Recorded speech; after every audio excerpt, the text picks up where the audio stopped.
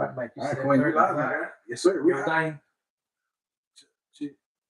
Yep, we good. You had it, bro? Yes, sir. Yes, sir, man. Welcome. And we're excited one more time, man. We got a great, awesome guest in the building. I'm excited. We got a hot Tuesday. Getting too ahead of myself. Trying to speed this week up, man. You got to slow it down, man. It's been hot, my guy. Woo, Lord, jeez. I've been in it. I know, huh? Man, it's been hot out here, man. But we got some special people all the way from Thomasville, Georgia, here with us, Jared Queen on the 5th. How you been doing, my brother? Got to check in with my guy. Man. Yes, it's Meg. Oh, Meg. Thomas County by the way of Meg, Georgia. Oh, yeah. We can't leave that out now, because my people want to represent where they from. I know I'll be making sure I call Grady County. Yeah, all the above. Details in there. Yeah, little detail. But we excited, man. We got a great show, man. We got a Super Bowl winner here on the 50, man. I was telling myself, Queen, earlier when I was getting more information about Mr. Danny, is like we got a lot of diamonds in the rough. I ain't saying they in the rough, but there's a lot of people that have done a lot of extraordinary things, and they just like ordinary people just moving through life down here in old South Georgia. We call it Cairo. See what I'm saying? So, man, we're excited to talk about it, man. We got a great interview and a great show, man. But before we get started, before we get started, Jared Queen, I got my Jared Queen, aka Heavy Hitter. This is my co-host. You done chop me off, but I gotta be. Can't chop me off. Nah, I can't chop my dog. Oh yeah, man, you better out there on that. There we go.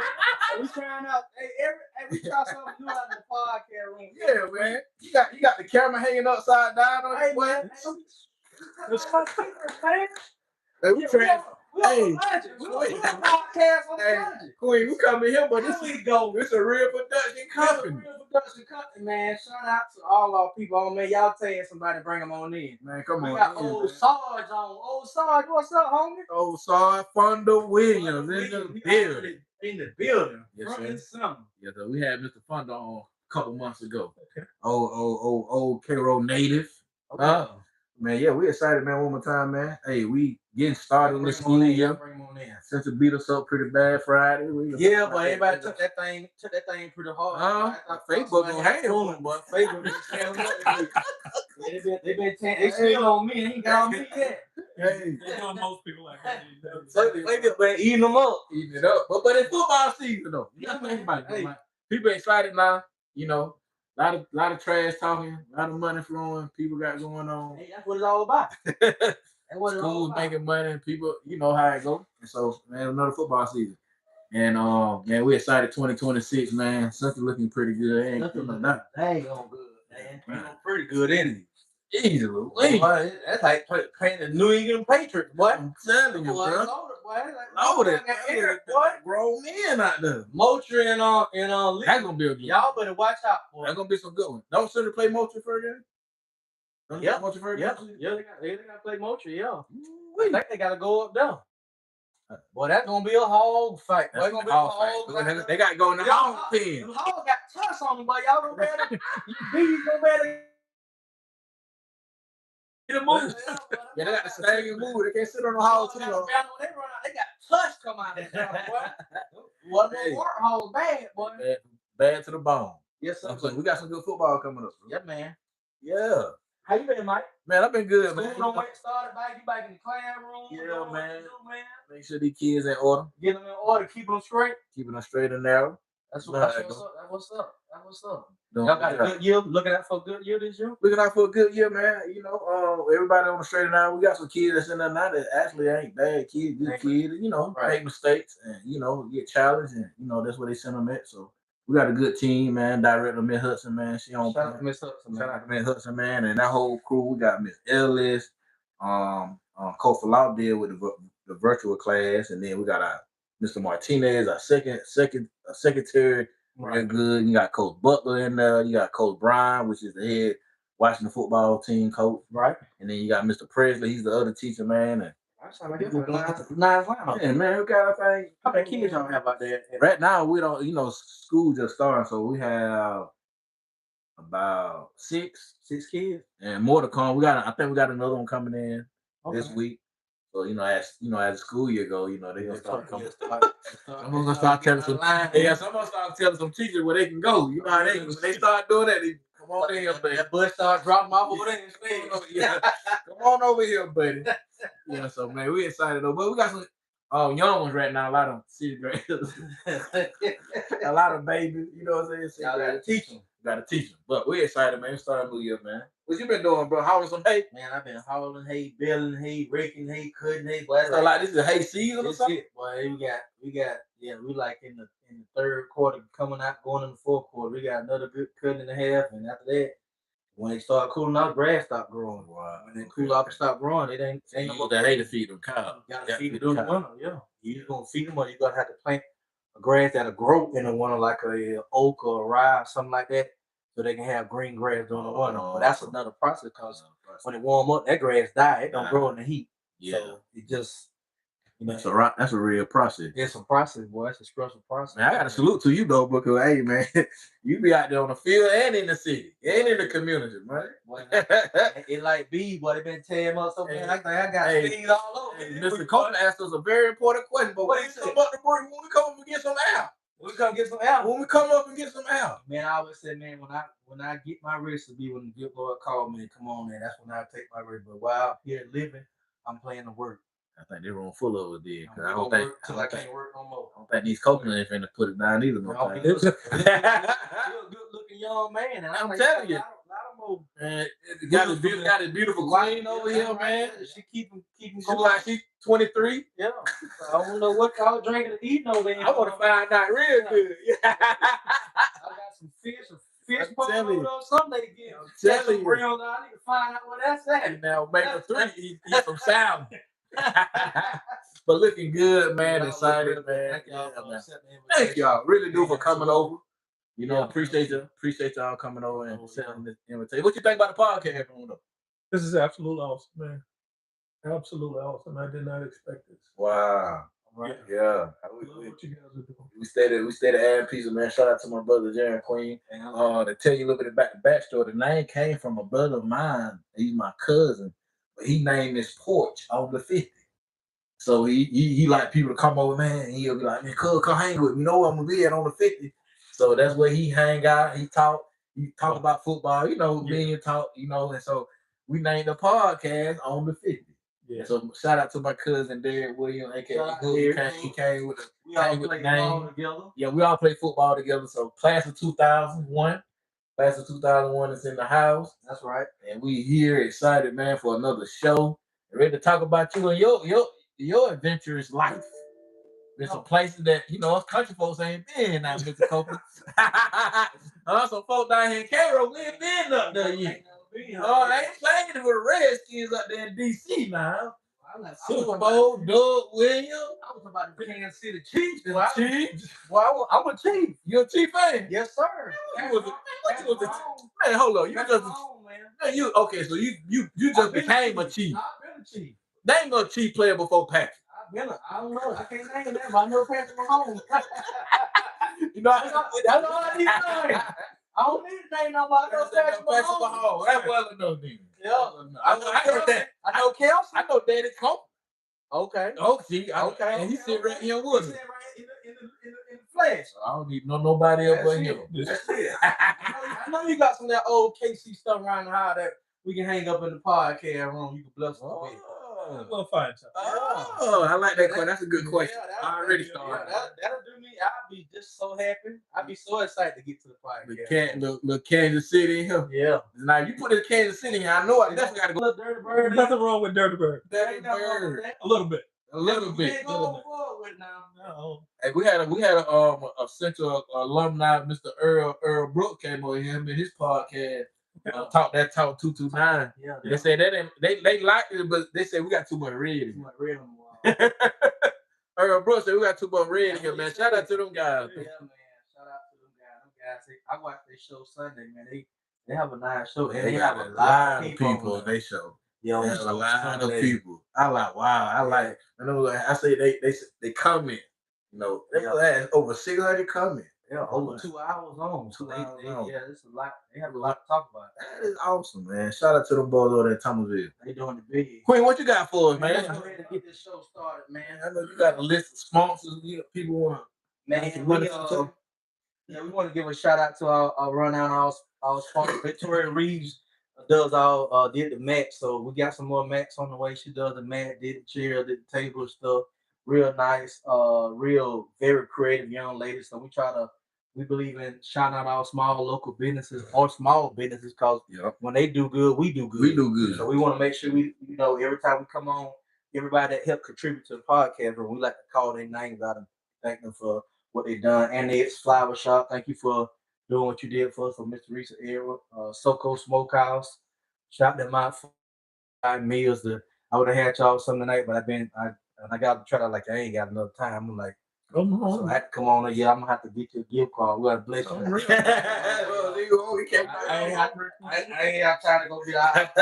That's on me. I apologize.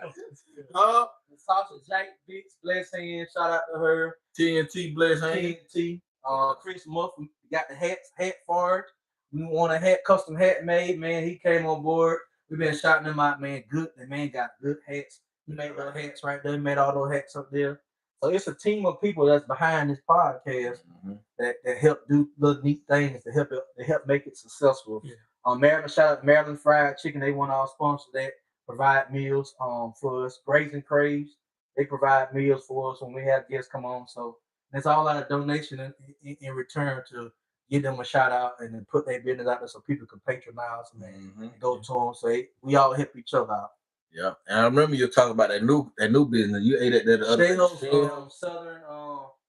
I meant to add that to my card, but Miss Williams, we got a new buffet place here out at the old hotel out there, leaving out of Carol on the right, and I have a menu and stuff on it. I'll share that into detail, but it's their third week in business, so I've been out there, did a couple of live feeds. Great Southern buffet style food like Big Mama Grandma House, seasoned well. She got good food out there. Seasoned well when your feet swell up. Well, yeah, like that. Close my eyes. Take those pills. You already know what time it is. But you eat that food, your feet swell up. Yeah, that's that good food. Yeah, you have to push the plate back, boy. You got to elevate. Yeah, boy, that food, that's good. Hey man, shout out to all our local businesses, man. I apologize. We appreciate everything our local small businesses do. Like I said, when y'all do good, we do good. We got man, a lot of new businesses coming to the city, a lot of small other businesses coming in the city. So the city moving in a good direction. Thank God. I do have a request, man. We need some well, I'm gonna keep that. I'm gonna keep that for another show. One more, couple more people I want to shout out is Tavern 152. Oh yes, Tavern 152, Carousel. Those young ladies, those beautiful women, and blessing us with having entertainment and food and festivals downtown. So we salute them on being able to support the podcast, and also too just being able to show that love. I know Tavern 152 made the wins that night for the track team and the track team. Yep. Yeah, man. We just man, this thing moving fast. You kind of get a little forgetful about how many shows we done had already. Yeah, and I say I would irritate before every show. I'm gonna come in refresh my notes and stuff, and I end up being snagged. I was way over there, kind of like rush back over there, get in the podcast room, pick up these shirts. The wheel don't stop, man. Bro, like it don't stop. Like we here, thank God for His grace and mercy, man, because we can't do none of this stuff without Him. Yeah, man. Let's make it happen. You ready? I'm ready, man. All right, gracious Son God, Lord, thank you for this day, Lord. Thank you for this Tuesday that we'll never see again, Lord. Thank you for allowing the Copelands to come in here and share the story, Lord. To a very good, humble Christian people, Lord. Let us learn something from them, take some away from that story that can bless us or bless the lives of our listeners that watching on our podcast. Lord, I ask you please put your head of protection around this podcast. Keep us strong, keep us focused, Lord. Keep us in good will to do your will for your kingdom, that we may save one. We want to save as many as possible, Lord. If we could just save one, then that meant our purpose of serving our community was well fulfilled. Lord, I ask you please bless the hands. We don't have no meal, but we had in the meals. Lord, I ask you please bless the hands that made the food. And let them be safe to our bodies. Lord, I show these blessings in your Son's name. Amen. Amen. Thank you, Jaron Quinn. Always, man. That'd be one of my exciting favorite parts. And now we're finna get started. Man. After the prayer, you know how you get the prayer and the team break. The team prayer football time. It's time to hit time. Look at Mr. Daddy. You finna get warmed up. You finna drive with somebody's shit. Real puppy, you didn't sleep all night because you couldn't sleep. You ready to get on the 50. Man, Make it happen. make it happen. Oh, not somebody. Man, I'm super excited, Go man. for it, And my we got a great show tonight. And if y'all see this guy here in front of us, sitting here on the 50, I want to introduce a very special individual, man, by the way of Mid-Tummy County, Georgia. You know, being able to bless us, you know, coming here, man, but went to graduate from Thomas County Central. You know, we got a yellow jacket, another yellow jacket. Another yellow jacket in the house. 2 weeks in a row. Jesus. Man, we got another yellow jacket, man. But man, went to Central, man, and went to college at Eastern Kentucky, and you was there with a couple more other Central players. You were there with Jesse Smalls, right, and Martin Guy. Yeah, wow, yeah, that's some names too, man. Powerful name. Played some college football at Eastern Kentucky.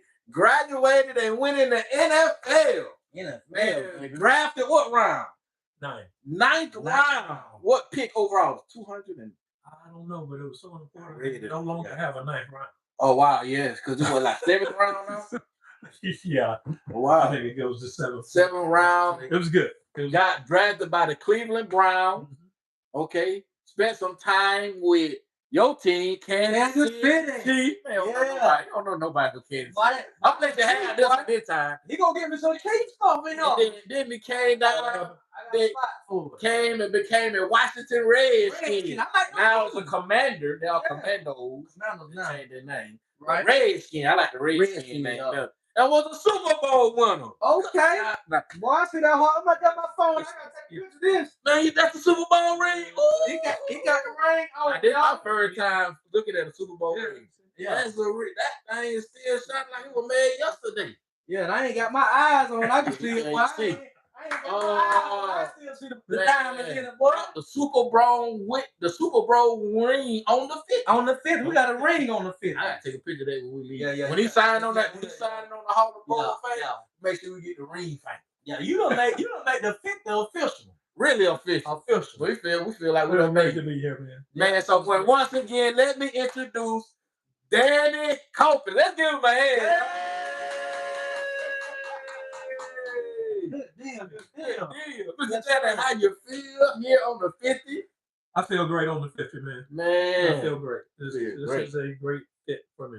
Yes. And we always like to start off just from the beginning, like, you know, growing up in Thomas County, growing up in your time, you know, growing up, you know, you had siblings and your parents and how that was established. Talk about your childhood and how that would grew up and, you know, how y'all was playing and being in the yard and working. You know, that was some different times. They were working back then. It's so ironic, man. I just left the uncle that was a Central quarterback when I was 5, 6 years old. The guy that inspired me to want to play football. Okay. And it's absolutely awesome. Each time I see him, I envision him back in the day. In the stadium, they called him his name, which was my name. Yeah. And I just became addicted real early. Real early. So yeah. Name some of the old school player that you remember. Like you said, your name, Danny Copeland, so that was your. Yeah, this was Billy Joe Copeland. Joe Copeland. I don't remember if we were playing Cairo and Central at that time. It was back in the early 70s. Oh, wow. But he went on to Fort Valley to be an offensive star to the point that he received Offensive Player of the Year, National Offensive Player of the Year during one of his seasons. I had the trophy that looked it's like a Heisman replica. Yeah. And so, you know, visiting that grandmother other side of town was fun to just go in and see that trophy and say, one day I'm gonna get one of those. One day I want to get. I don't have one of those. Yeah. That day didn't come, but I was blessed. You got so much bigger though. Huh? You got so much bigger. Well, it's smaller in material, but it's a blessing, man. Yeah. It's a blessing. But your uncle having that type of prestige in football, that awareness in football, that allowed you to see that's what I want to do, and that's what I want to be. Yeah, and you know, it's the small town effect. We probably very seldom with him going through high school that we didn't Mm. see him day in and day out, and so to have him close, and for him as an uncle, as a young uncle, to take myself and my two brothers who were a little bit older jogging when he went jogging, and, Okay, and doing those sorts okay. of things that just fed us, right? Yeah, yeah. And then give us the wisdom. You know, he would use lessons relative to football to Mm. just bless us. And it wasn't, we didn't sit down and have major discussions on something. He would just do that, you know, be careful with the girls. Right. And so you learn to be You careful knew. with the girls, You knew. right? Take care of your grades. Yeah. Otherwise, that will steal your football opportunities. So Right. those are things too that we never got away from. Yes. I mean, throughout the career and then afterwards, that's how I ended up coming home, because I wanted to be able to do the same Same thing thing. with younger people coming behind me as he and others did for me. Wow. Yeah. So he was a very, very important part in your life, and just being able to set that foundation, and you having that vision and sight to say, "This is what I want to do, Yeah. and this is what I'm gonna go and I'm gonna achieve it." Any point of like from high school to college that you felt like this wasn't a route, or you were second guessing, or you just knew this was my eyesight to set on. No, man, there were excuse me, there were a lot of challenges, but again, out in the country, I think I sent one of you guys some a couple of notes in the last 24 hours, but it was relative to growing up in the country. Mhm. We grew up in a in an environment where um, it was all community, right? Okay. There was mass sharing of everything. Yeah. Killed one of Queen's cows. Oh Started off with the truck and jumped in there and shared the meat. Everybody, in the everybody. community, right? Yes. Yeah, it was. So lots of family, both sides of I my like family. that too. And, Yeah. yeah, and so it was almost like tribal Yes. for us. It was Meigs against the world, if you Wow. will, going into the county school system. And people have to see this with us. We were not just in Thomas County. We border on Grady County. We Yep. border Yep. on Yep. on the east side in Camilla. Colquitt County, and then Mitchell County. Miss County. It's small part, but part of Meigs, Georgia is in Mitchell County. Mm. So rivalries with all of those different counties and just about everybody else we met, we were us, right? Right. And Right. so you play the sandlot football, you play against the Grady County guys. I Yep, don't know yep. if we ever made it all the way to Cairo with that, but those were some really fun places to grow up and be able to look back on, because so much was formulated in us in our community, Yes, sir. and just in regards to pride, Yes, sir. having pride in yourself, having pride in your people, and then agriculture. Okay. Queen was talking about being a rancher now. Yes, sir. Yes, sir. A cattle herdsman. That's what I call it too. Yeah. So Herding them cow.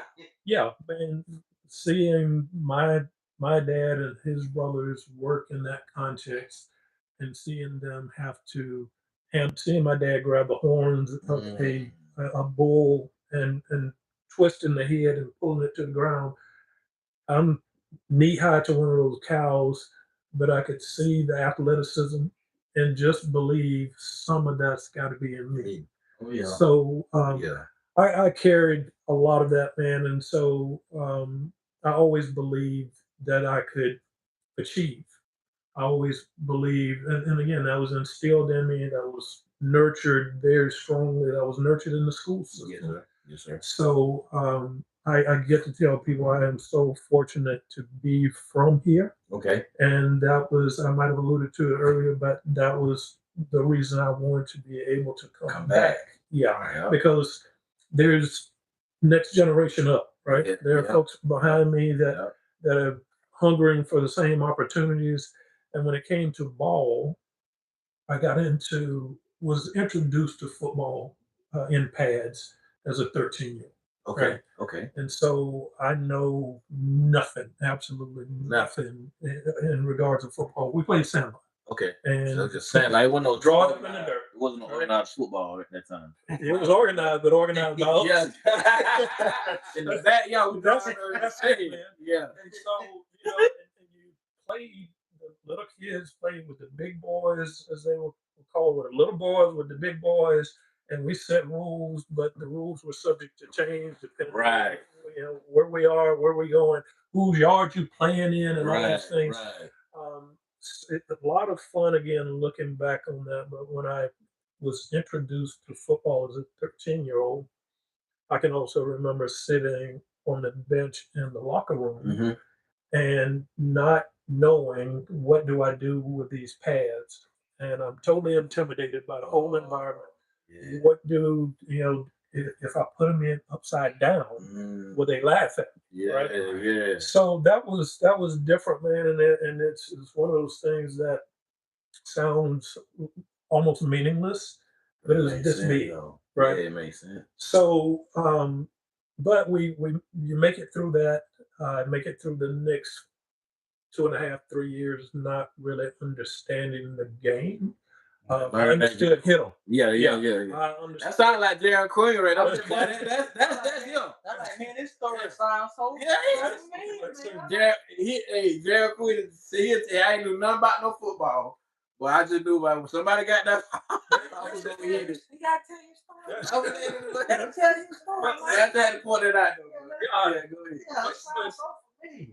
Yeah, and so much of it is, I'm going to say, every man, right? Yeah. At that age, there's so many kids that right now they can step on the basketball court, walk in the gym, right? And not understand, they can be totally intimidated again because this is beyond me, but I want to do it. I've seen it, I want to participate, I want to be a part. So I kind of grind my way through learning and growing through middle school or junior high school back then. Right. What was the name of your junior high school you went to? Magnolia Junior High. Magnolia Junior High. Magnolia. No longer exists, but that was the school that they put the Thomas University student building at? That's our school. That's our school. That's your school. Yeah. They got any plaque or anything that's located there to show that that school existed there? Or? I don't know. I've been in. They did 2 or 3 years ago, but I can't tell you what's there now. TU just had a big changeover. Okay. As far as leadership and such, so I don't know how they're doing or what they're doing. Yes, sir. But they have football. I don't know if they'll play a season this season. Yes, sir. They're trying to build. They have the 7-on-7 football. They'll do it. I don't think. Well, what I heard was they were doing the 7-on-7. Okay. I can't tell you. Okay. This is the day of no newspaper, and I stay busy enough, thankfully, that I'm not chasing the news. Right. All in all, to have them in the community, yeah. I can tell you 2 years ago, we were fired up. My family was fired up because the school having the football program, I thought gave a lot of opportunity, obviously, to the players, but also their coaches that needed jobs, needed positions.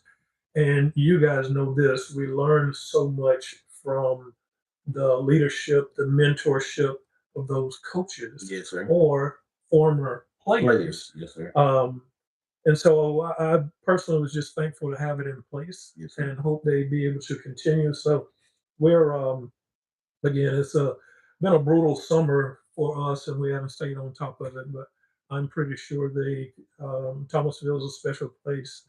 So I'm pretty sure the community will help TU get what they need so that we can rise higher than they did the first go around. That's always powerful. And shout out to that community of Thomasville, Georgia. That there's a lot of power things that's going on with school, with Central, with TU, and just so much that's bringing the city together and uplifting the city. What was your class that you graduated from? Central? What year you graduated? 1984. 1984. 1984. 1984. Go, baby. Oh yeah. 84. Well, we weren't even. Yes, we were. Yeah, we were. Yeah, we were. I was born in 81, man. Yeah, we were three. What, 8? We were three. We were 3. Baby. Oh, yeah, I was a baby now. 84. So, 84. did y'all play for any state championships back then? Did y'all win any championships in that time? 'Cause I got to keep Define winning. No, we Because y'all got a lot of them. Y'all took over the 90s. they all came after we were long. Okay, really? Because, man, this boy, after the 90s, what? 91, 92, 93, skip the year, 94, 95, skip the year, 97, or 96, 97. But the 90s, they took over. Yeah, but they had one key ingredient. But the Coach. Oh, yeah. Ed Pitcher. Yeah, Pitcher. Run that view. Yeah, that Ville. When we talked about that Ville in the last, that Ville was crazy. Boy, it took about 3 years to figure out how to figure out. 3 years, they're like, go out the paper. We ain't running this no more. Stack crack. Just line up and hit somebody. Boy, everybody got a man. I don't care if he got it. I remember Coach saying like yesterday, I don't give a fuck if he got the ball or not. Hit him. Yeah, that was old school. Somebody gonna get the ball. Mr. Danny, you was about that old school football because you saw me some pictures and we playing back in that time too in the 80s and the 90s playing the NFL. That's some serious football playing. Yes. Yes. It was different, man. Yes. Really tough is when that's taken away and you change the game. Yes. And you change the game here and you change, and then veterans from back in that day, initially it's we don't want to watch that. So yeah, yes, because that's not our game. That's not the game. Wow. Speak on that because that's powerful. Yeah. I want to start right there because the old football players ain't really on watching this new football because we just got a lot of not football. It's different. You guys Different. haven't been linebackers, right? Mm-hmm. And you see the game turn. The NBA did this, but turn to highlight offenses and score, right? Yep. And my position, my job, everything that I contribute is about slowing that down, stopping that as best we can. Yep. And so again, when you remove from the game and you watch it, first thing I'm going to see in year 2000 when you are playing is they've put these guys at a disadvantage. And whether that's happening or not, that was the way it was viewed, and that's kind of universal. Everybody's seeing it that way, right? Yes, sir. But in context, it's still our game, and so we kind of you're hanging there, and then red and black Falcons are red and black Falcons. Yes, sir. Right, and then the Redskins are the Redskins. Well, the Redskins are no more. The Redskins are somebody else, but. Right. With other teams, yeah, silver and blue is silver and blue, yes, right? So you become more of a fan of the team than the fan of the game. And so with that, that's right here, right now. I can watch it, and I can watch it, and I can watch it. I'm not in it as much if I know somebody that's playing, yes, sir, or if I see character that I want to highlight here and here. Yes, sir. If I see someone other than praying for overall safety for everybody. Yes, sir. But that's a good dude. Yes, sir. Right there. Yeah. Then I'm going to try to be faithful to pray for that outstanding character. Yes, sir. And hope that God highlights it so more of the kids that I work with personally can see that young man. Yes, sir. We've got some softballers from here. Yes, sir. Mackenzie Puckett is over at Troy. She's one of the coaches. She won a World Series. Oh, Florida State. I saw her ring. You got to get her in here. Yeah, we mentioned we need your help. Yeah, we need your help on that. Glad you said it. The beauty of seeing that character. Yes, sir. Again, I believe it's for us to highlight because our kids have to make decisions based on what they see. Right. That's right. And they're influenced by the character within the game.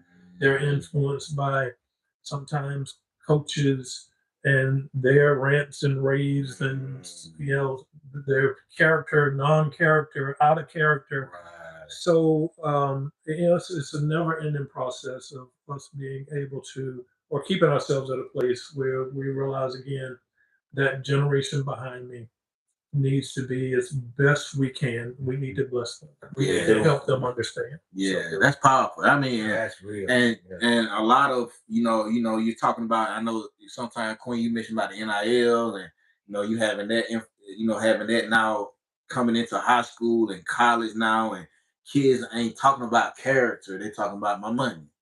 And now that's not only in the pros of the NFL. We're talking about now a 16, 17-year-old kid being able to be introduced to $200,000, $300,000 a year or $1 million a year plus 2 cars and a boat, on the weekend, or, just those things. So now character, they seem like it's not about my character anymore. It's about, what I bring to the field, because I'm bringing views, I'm bringing sponsorship, and my jersey's getting sold, and I'm making money. And so now being able to highlight that, because that's powerful, because kids look at that. They look at the person that's doing it because they look very successful. Mm-hmm. They have the money, they have the fame, they own commercials, you see them on TV. But then now, what do their character look like, especially off the field, when the cameras are off? And I think that's so important. And I believe that's why we have this show, because we want to be able to highlight character that have high value, that has standards about themselves, that has things that they want to bring to people, not for the show, but for the young people to learn. Right. Because that's the most powerful tool that all of this can do, is to teach and show that we can be someone that sometimes we see that we don't need to be, and sometimes the people that we do see, that's the person I want to be like. That's the person I want to have. Talk about, did you know that you want to go to the NFL? Did you have that idea, like, I want to go to the league, and you went to the league, or is it something that I'm just gonna try it and see, hope for the best? As a youth, very, very young, when I saw the game on TV, yes, sir, and somebody said something about pro football players, you can do this for a living. Oh, that's what I'm gonna do. Okay, okay. It was simple as that. Yeah, man. When I married the game, if you will, I married the game. I began pursuing really, really early. Just listening to people speak things in regards to building your body, running faster. I was one of the slowest jokers inside of Thomas County. But I knew that needed to happen, right? I'm slow, but I'm not a product of slow, because I've seen my daddy chase those cows. Yes, sir. I've seen him catch those hogs. Yes, sir. And again, some of that's got to be in me. When Billy Joe Copeland was having my name called in the stadium, there's got to be some of that in me. Yeah. And so, and to probably kind of round that off, both my brothers were outstanding athletes. They were baseball players. All of us were young baseball players, but I didn't like it. They threw the ball too close to my. You like baseball? Baseball wins. That was not it. That was not it. But to have that close to me in the house, right? Not having it, man. I was so skinny. I wasn't frail, but I was so thin. I used to tell people, I was. So you was skinny. But you was surrounded by all the okra and peas and butter beans, and what was going on? And then my stomach might be able to hold 2 spoonfuls. When I learned that this is what it's going to take. Again, we are a very close knit family, both sides, one block. You got most of the block is either one side of my family or the other, right? So two grandmamas there in town, and they would talk to me about how to gain weight. Right. I have not talked to them about football, about sports, any of those things, but I was so skinny that folks just had that concern for you. You need to do it. That's it. Right. All that pig milk and stuff around there. But I would receive it. I would receive it, and anything that I received that would keep me in line with the pursuit, Yeah. I would receive it. Coaches giving whatever information they would give in regards to this thing, growing stronger, trying to get faster, all those things. Mhm. Eventually, my mama, who was very, very, let's say, intelligent relative to athletics, Yes, sir. bought me a couple of books. Oh, wow. One on speed, the other one on flexibility, What? and That's we went. Yeah, Investment. we went cover to Investment. cover Cover to cover. and practiced the stuff that I saw in the books by myself, backyard. Wow. Eventually, I'm going out to County Line Road there in Meigs, mapped off me a half-mile mark Mhm. and worked the drills, the speed training drills, half mile at a time. Ask me how I did it today. Bro, I might give you a half a minute. Right. Drill. Yeah. Half a mile drill. That's some work. But yeah, It paid off though. yeah, It paid off the investment. yeah. And that was, again, the thing with growing up in a community like that. In an agricultural based community where you worked for money, Right. we were taught we could work and build, Yes. right? Yes. And so that was it for me. I believe I could build something from here that those people will give me a chance to play for. Yes, sir. So I stuck with it. Stuck with it. Yep. Like you played for the Cleveland Browns, Kansas City, and the Washington Redskins. Hold on a second. I watched football in Cleveland. You watched. I was on the team. I practiced real hard for it. Okay. I had a real close visual of everything that was going on, but Who was their top player at that time? Bernie Kozak? Kozar was there. Kozar. Ernest Biner. Ernest Bynum. That's the running back. Yeah. 44. EB was Yeah. he was awesome, man. So, Yeah. then we had a host of receivers. Okay. Brian Beebe, I can remember. Gerald Right. McNeil, who was probably Remember Don BB that played for the Buffalo Bills. White boy. White yeah. man.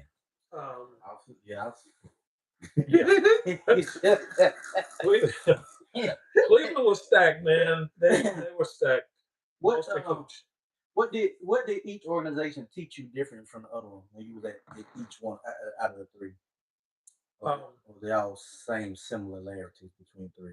No, I was so Queen, I'm so spoiled. I had Bill Cowher. I don't know if you guys know the name. Oh, Yeah, we know Bill Cowher. He was the head coach for the Steelers when they won bigger. Yeah, when I was Legendary. in Cleveland, he was the secondary coach. What? And yeah, he was very young secondary coach, and he coached me. I'm almost not going to play, right? Right. I'm on injury reserve for the season, and so we had weekly tests, uh, paper tests for Sunday's games, and I didn't. One Friday night, I did not go through, fill out my test for the next day, and man, he raked me over the coals and just in my face made me understand this is an opportunity for you. And then he said some stuff that I can't repeat on this Christian podcast. Right.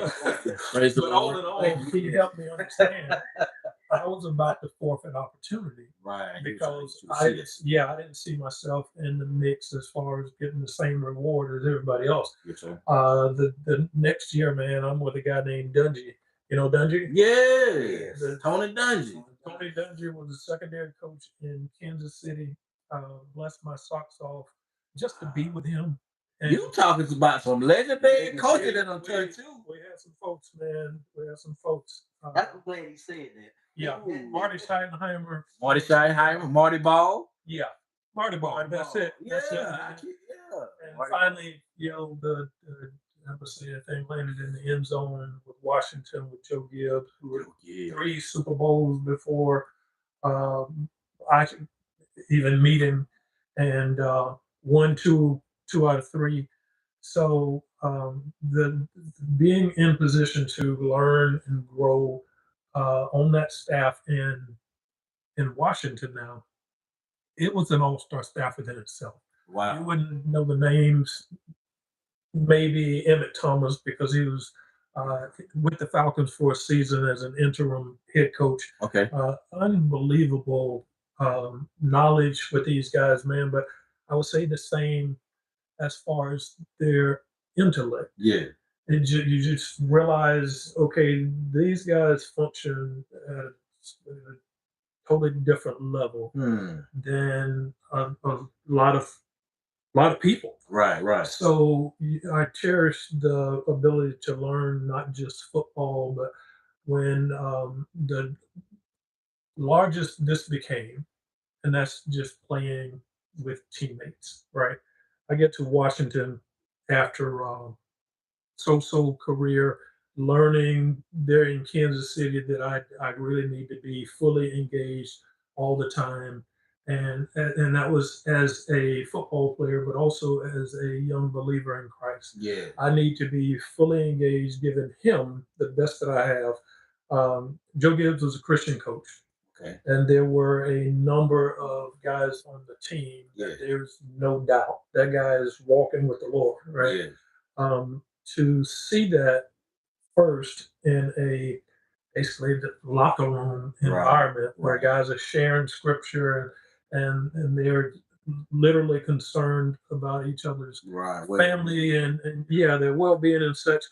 And when I saw that up to that point, for the most part, it had been about football and how do you climb the ladder? How do you reach that next rung, right? Right. And then I meet a guy named Clarence Vaughn. We had met Clarence when we first visited Washington in that courting stage, recruitment stage. Yes, sir. And so I met Clarence. He was one of 5 guys on the team that Coach Gibbs had, I guess, kind of handpicked to chaperone me, I guess. We had 5 wives that came to our hotel, picked her up, and they took her off, and where they went, I don't know. NFL wide. But yeah. So before they had the Real Housewives of Atlanta, before they got missed. It's been established. They're wholesome women. They're women out, boy. Hey, boy, 2025. It's something totally different. Okay, you go. Here was the thing, man. When we meet these people, right? Yes, sir. I had gotten to a place where I call it playing fast. I'm actually finishing a book where we share some of this stuff, but you write one now. Yeah, I'm playing real fast at that point because I'm not winning the way I want to be winning. Okay. I'm not a starter. Okay. Before I meet my wife, okay. I'm terrible as far as relationships. Maybe it's because I was so engaged in the pursuit. You were married to football. Pretty much. Yeah. So what year you met your wife? What was that? Can't answer her now. No, I want to make sure she knows.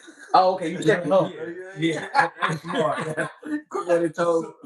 So in 1990, okay, we did meet, made that move to Washington, and this again is the beauty of it. Thank the Lord, we were on the same page. Yeah, and I trusted her, but neither of us wanted to say, I think we should come here. But we both saw the same thing. She met a group of people, I meet their spouses, and we meet the same people, right? And they don't give us recruiting speeches. They talk to us with what seemed like genuine concerns about us as people. Yes, right. Here's where that thing went, man. Yes, sir. I spend the summer with the Washington team, and the very first day of defensive practice for us, Clarence Vaughn comes up, stands on my left. He was one of those 5. He stands on my left. We're going through OTAs, and Clarence begins to teach me the defense. Okay. I was brought in to be a part of the strong safety corps. Okay. Can't be but 2 of us. Mm-hmm. One of the strong safeties was a guy named Alvin Walton. Okay.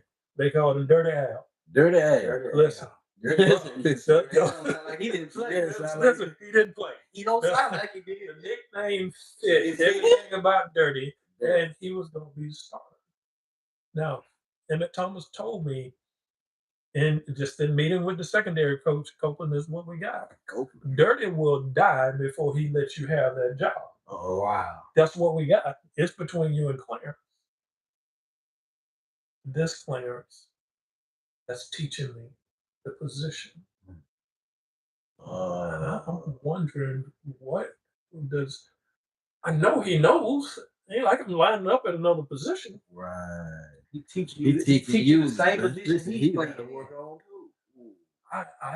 Probably first time in my life, maybe only time I ever asked what kind of Christian is this. This guy will share the best of what he has Wow. with me. Could I do that? And maybe somebody's not going to threaten the position.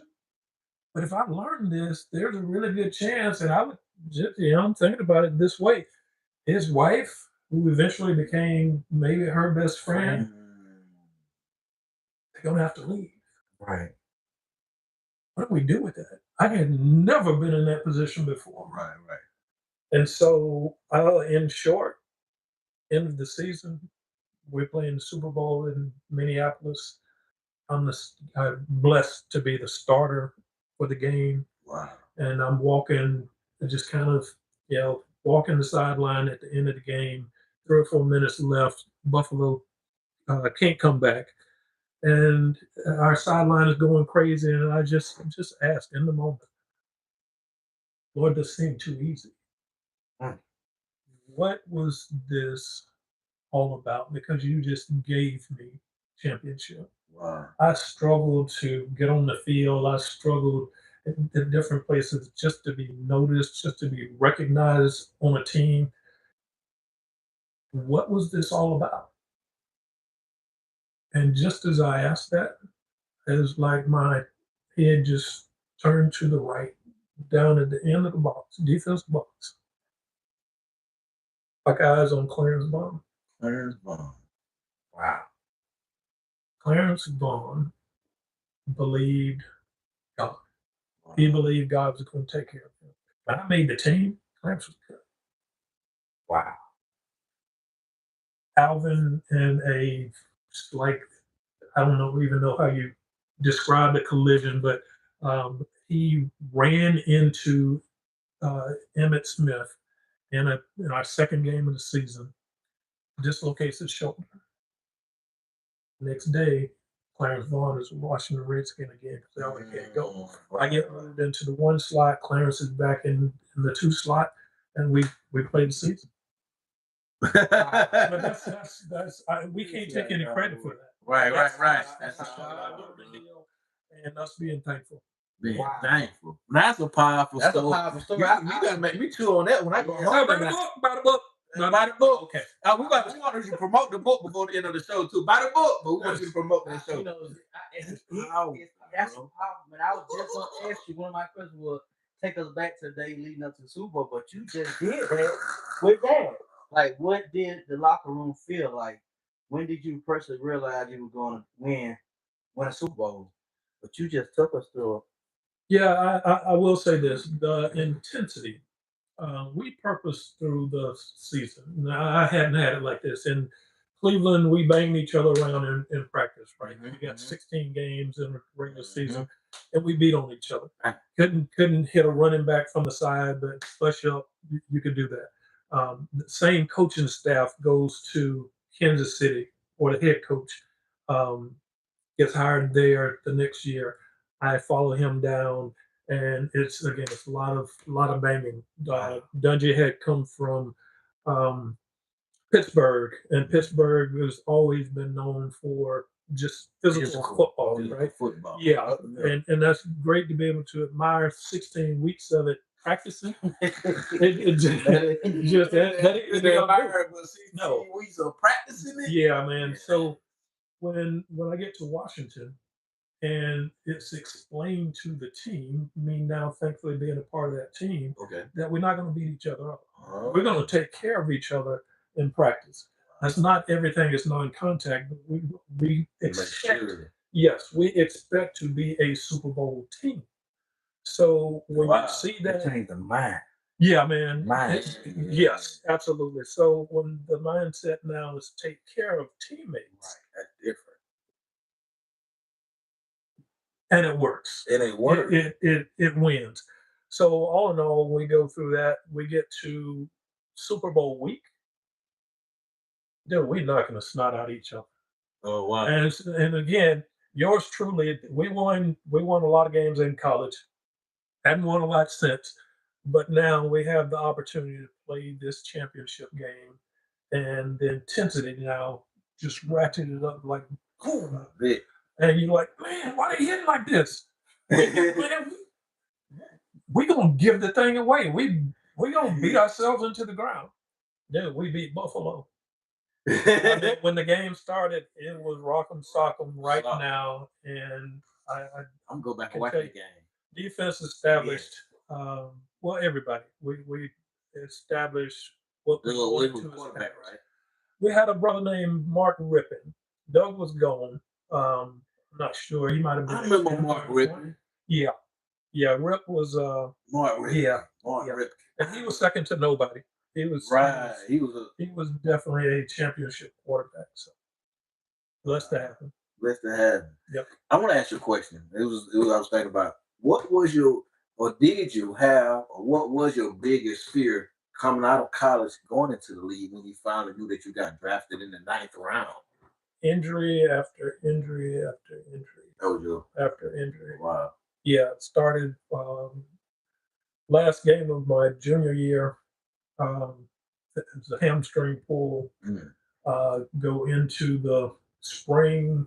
Scouts start coming in and doing the time in the little mini Olympics and all that stuff. Right. And pulled hamstring, running for them, running some ugly 40s. And I knew because I'm a punt returner, kickoff returner. And if I couldn't Okay. do anything else in the league, that's where I wanted to be. Okay. So I need to be able to recover. I need to heal so that I can offer the best of what I do. Yes, sir. Didn't happen. Senior year, more of the same. Had a bad ankle sprain. I think it was 3 days before we played the first game, and On the season. dude, we went down to Central Florida.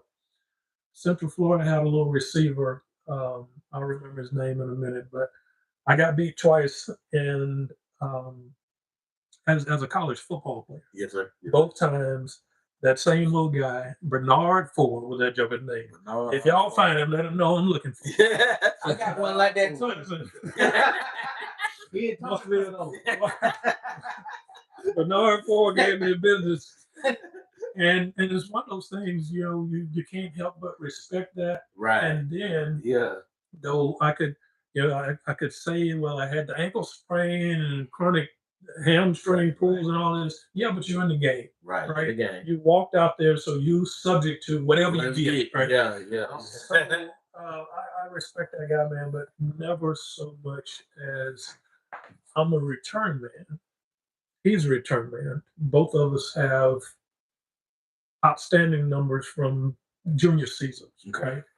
and I go into it wanting to best him in the return game, and I look at their punter, or look for their punter, very first punt. That little joke about there about to punt the ball to me. Pump the ball. I can't get away from it. Yeah. Yeah, where you go, he go. But yeah, No, we gotta find you, brother. We gotta find you, but if anybody know Bernard Ford, man, tell them, man, hit us up on the 50. We on the 50 talking about it. Man, that's interesting. Queen, go ahead. When you receive your Super Bowl ring, what did that moment mean to the young kid from South Georgia that was in you at the time? Coming back and and everybody identifying, and this again, you don't, as a player, and again, you guys played, you don't put yourself on a pedestal. Okay. So when people start even recognizing you, not at home, I am just 900 people in Maids, Georgia, not at home, but I went to school in Thomasville, Yes, sir. but I wasn't from Thomasville. No, understand. I'm from the county school, Yes, sir. and so if I could, just being honest, I might have known 10 people from Thomasville, Georgia, that were not either educators or went to Central High School. Gotcha. And we're talking a whole different high Right. school, another system, and, Yes, sir. and all those things. So when and I didn't wear this ring a lot. Okay. I was told by a former Dolphin. I'll think of his name in a minute too. But Okay. all in all, I was doing. We were doing outreach with the 700 Club. We were going around, hitting major cities in the country, Okay. doing food distribution. Okay. Okay. And I mean, Mercury Morris was the running back. Mercury played back in the 70s when the Okay. Dolphins had their perfect season and Oh, wow. won 2 Super Bowls back to back. Mercury had 2 Super Bowl rings. 2 Super Bowl. And I was so proud of my stuff because now I'm not in Meigs, not in Thomasville, ain't showing off, but I'm waiting so on the airplane. Right. That's right. And he says, "Hey, I see you wear that a lot." And I was thinking I was supposed to. And I said, "Yeah, I do." And he said, "It won't last long." Wow. Sounded kind of sort of negative, but it didn't. It sounded like he was more concerned for me. And he said, what it is it's a conversation piece. And it's great to have in some places. And then there are going to be places where you don't want to have conversation Hmm. and you're going to want to just have some peace. Right. And I thought, wow, man, nobody looks at it like that unless they talk to Mercury. But it was such a blessing because that day showed up. Yeah. That day showed up when I really just like to put my head down on the plane and you know finish the flight back or whatever. So there's it's not just one way of looking at it, one perspective or point of perception as far as what it means. Yes, sir. It's so much better to be on the winning Side. side. And and you guys are state champions, right? No. No? We dropped the ball. We dropped the ball 2 times, but we 3 times. yeah, Yeah. we Back went to back to back. Yeah, we went on up there. We did a Buffalo Bill move. Hey, man, listen, at Eastern Kentucky, we had some powerful teams. We had some. I'm so blessed to have had the guys on my team or me be on their team at Eastern Kentucky. Okay. So to and we came close. Right? And we came close again. Yeah. And it's one of those things where you go, but what does it feel like to get over the hump? Hump. Yeah, to get over the hump, to be in that stadium, Yeah. and again, and that was the reason because it's been so hard to in high school to win games. We 2-8, 2-8, 4-6. Wow. 2-8, 2-8, 4-6. With Wow. 3 guys play NFL football, Wow. and we had some that I would tell the guys at Eastern Kentucky, man, I'm probably the least of these from Central. Right. We have some jokers that could play, Place to but play. as far as putting it together at the right time and yeah. everything That's what coming it takes. together, Yeah. yeah, it didn't happen. So again, when it finally does happen, that was the reason I'm on that sideline. And Think about why is that it's easy? too easy. Easy. Yeah. Yeah, Too easy. you gave us this. Right. Thank you. Right. Show us what to do with I it. think about it when you say about how, God brought the people over to the promised land when they was in the wilderness for 40 years, but when they finally got over, they had all this abundance. The children was able to inherit that land, but they really didn't do anything to deserve it, but just to be part of the Yeah. movement, the transitioning from Egypt to the promised land. That's right. And even the ones that started the journey didn't make it. Moses didn't make it. Right. But just being able to get over the hump, right, just to get there. Me and Queen, all of those practices we talk about, and this is our high school right across the way. and just being out there, blood, sweat, and tears, being out there on our senior year, like having our mindset every single day that we go into the state championship and we winning it because we don't went 2 years already and we lose back to back in the Georgia Dome, and we just having that energy and that love, and we get there that we fought for and we lose 6-2. 6-2. I'd rather get blown out. I'd rather been 35-0. 6-2. It's a baseball game. Michael. Yes. Here's at the end of the deal, man. No matter how old we grow from this point, we will be able to look back at the lessons learned. And I can tell I've spoken this over and over since leaving high school. Mm-hmm. If I could have the same coaches and the same teammates, 2-8, 2-8, 4-6, for what I learned and I gained from that coaching staff and those guys, fighting with those guys. Right. If I could do it again tomorrow, I'd go back because I left Central High School. I was locked and loaded. Here, I believed I was headed to Eastern Kentucky to win. Okay. I didn't think, well, I'm going to get up there, and Eastern had just won their second national championship. Oh, wow. And I believed I was supposed to be a part of the winning. I didn't think that I was going to go and they were going to carry me. No, I believe this is going to be my route into NFL football. Yes, sir. So I can't tell you I changed much of anything. We had a just ridiculously awesome strength coach. Oh, wow. That what it takes too. For what he brought to the table, coupled with what the strength coaches did for us at Central. Okay, set the foundation. Byron Guyton and Jesse Small came to Eastern after me. They were pound for pound the strongest two players on the team. Wow. And they just came from high school. They came after you. They came from Central High School. Central High School. So yeah, and that was fun, and we were we conditioned, man. And again, you guys can see this. You haven't seen it maybe outside of this, but this was the hotbed of football. Oh yes. No matter what your number of A's were that came after that one, if you were in Region 1, people had to recognize. They did. So playing Valdosta, Thomasville High School at the time, playing Lowndes County, Tift County, Bainbridge dropped down to 3A. They immediately won the state championship. We had to see those folks every single week. Doherty County. Doherty County. That was out. What?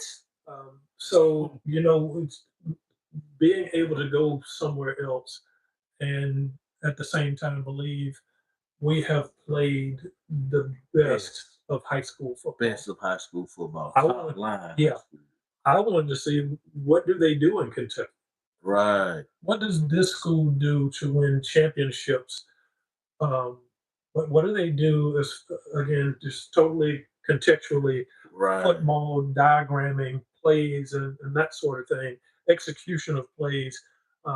Where did we not have it in high school? Right. But if it came down to it, man for man, we didn't care where they came from, Ohio, West Virginia. Right, it don't even matter. No, man, we were ready to line up and let's go mano a mano, and we believe we're gonna win. That's it. So I felt the same way, and I'm at that time 5'7", 165 pounds, man. Mike linebacker. I was one. I feel like I was 6'4". Sometimes I feel like I was 6'4", 220. But we weighed the same identical weight. We ran at the same time in the 40. Play opposite position.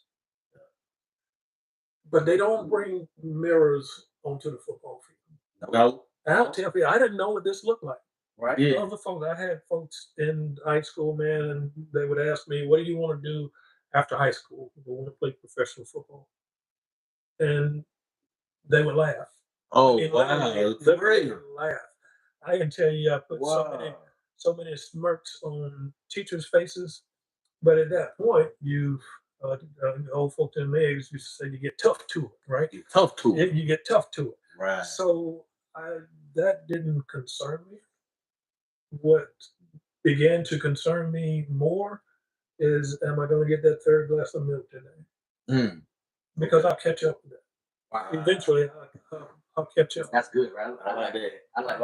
I like that. Yeah. What lesson from football that applies to everyday, whether you're an athlete, parent, student, or business owner? What lesson from football did taught you or got you ready for the lessons in life? Um, I had to learn to identify motivation, motivating, being motivated Yes, sir. as that for ball, right? And I can be motivated to do to give my best in anything. Being inspired by somebody Mhm. was going to have a much farther reach in here. Yes. Yes. When I can see that somebody's not just spitting something out for the moment, we're turning up the octaves or decibels or whatever, Right. so that we've got a lot of energy, Yes, sir. right? Guys, Joe Gibbs, first address to the team. We're finishing up the OTAs, about to go to camp, and he addresses the team for the first time. And I'm excited because I'm waiting on that rah-rah speech, right? Yeah. I hadn't seen any of that out of him. Yeah, So I'm waiting on, laid back. yeah, man, I'm waiting on that white fire to come out of him, right? Yeah. And he says, man, there are a lot of guys on this team that want to make a Pro Bowl. And I'm going to be honest with you, we have a lot of talent on this team. Some of our guys are deserving of a Pro Bowl. But I want to encourage everybody in something. If we can put our individual goals to the side for a season and we focus on winning the championship as a team, we'll win a championship and and everybody will be champions forever. Wow. Wow. Everybody's like, man. Yeah. And it's one of those things where you go, he's supposed to with such confidence, but the guy's been to 3 Super Bowls, right? Walked off with two rings himself already. And so I can trust that. Yeah. Yep. And it's like, okay, well, shoot, let's do it. Yeah. But that was him throughout the season. It was the rivalry with the Dallas Cowboys. Okay. Get him fired up. Got everybody fired up. Okay. Yeah. He get Cowboys, emotional. Yeah. That's a good rivalry. He had a real. That's America's team. Yeah, man. The time Chicago was around the top of the league. The Bears. 85, the Bears. The Bears. He didn't care a whole lot. He cared about the Bears. Buddy Ryan. Oh yeah, Buddy. And Buddy had gone to Philly. Yep. Yeah, and so he get very emotional with Buddy. I think at some point he had coached with somewhere with Buddy Ryan, but and he wasn't. Buddy Ryan played that Bear defense. Yeah. And we ran some variations of that. Variation. Yeah. That is awesome, man. You was around some legendary. Yeah. While we there at the height where we at, what do you tell someone who feels their circumstances has already determined their future? You don't win, you beat the odds, you got out of Meigs, you made out of Meigs, had a good successful career in college, then you went to the NFL at some of your lows and highs, and then at your highest peak you won a Super Bowl, got a Super Bowl ring.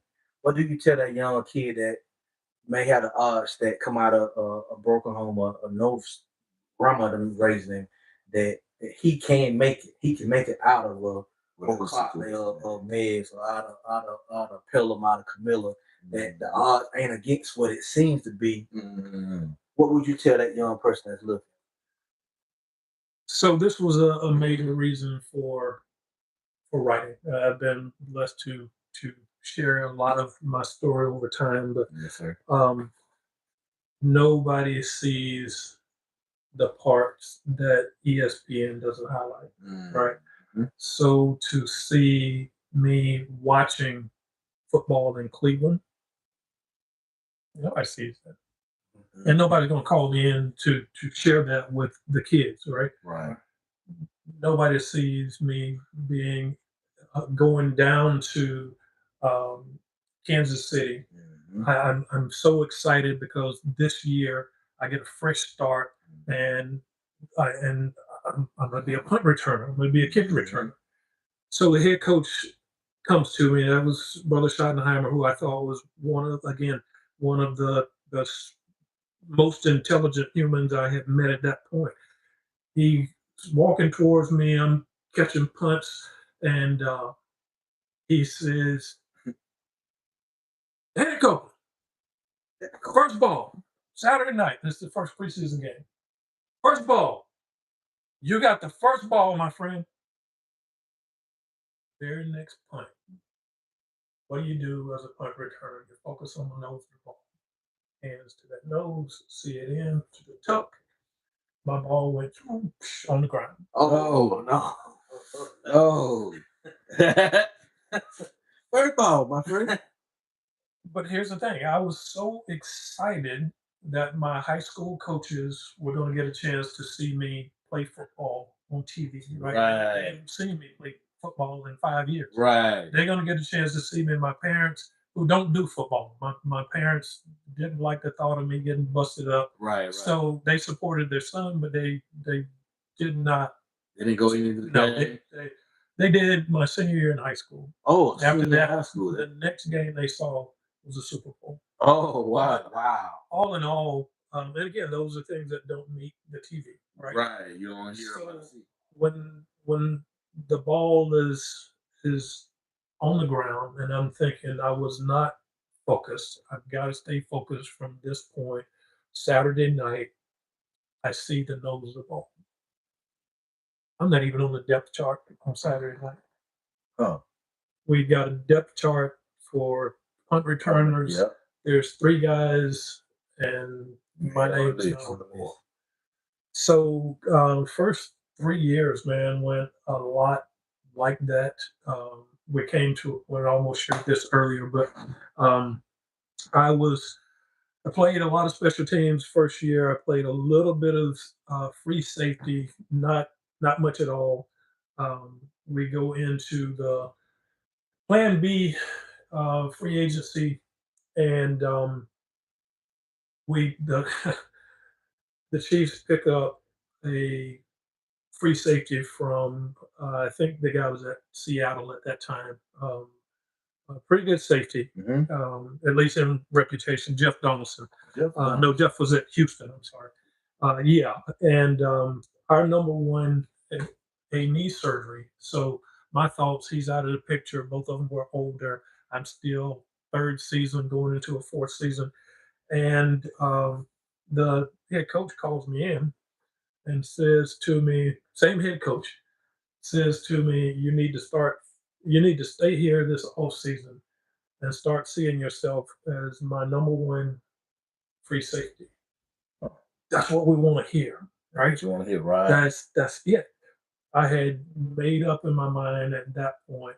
I was few credit hours short, so I'm going back to school. First opportunity, and that was the opportunity. But now the head coach is saying you need to see yourself in that role, and that's where I want to be. So I stayed. Didn't happen that way. End of being the preseason starter, I'm on the field first to get out on the practice field. Coach Dungy comes out, and I have my back turned to the entrance. He walks around me, stands in front of me. I'm on the ground stretching, getting ready because this is going to be a great one. This is going to be a great week because your boy's a star. Yeah. But he says, did Marty talk to you? Oh. I said, no, Coach Schottenheimer didn't talk to me. Well, usually when conversations start like that, and I see this now. This is 1 day past cut day. 1 day past cut day. So I'm on the field, and the football field's probably a quarter of a mile from the stadium or the practice field. So I'm first few minutes I'm out there and by myself, and I'm thinking about how good it's going to be, and trying to run some defenses through my mind, that kind of stuff. And now here's my secondary coach asking me, Talk to Mark. have I talked to Marty? And I'm thinking, man, these sorry jokers let me come all the way down here to this practice field and didn't have the guts to tell me that I've been released. And he says, now I got to see this. This is Coach Dungy, who I respect for way up here. Right. He says, I chose Jeff as the starter.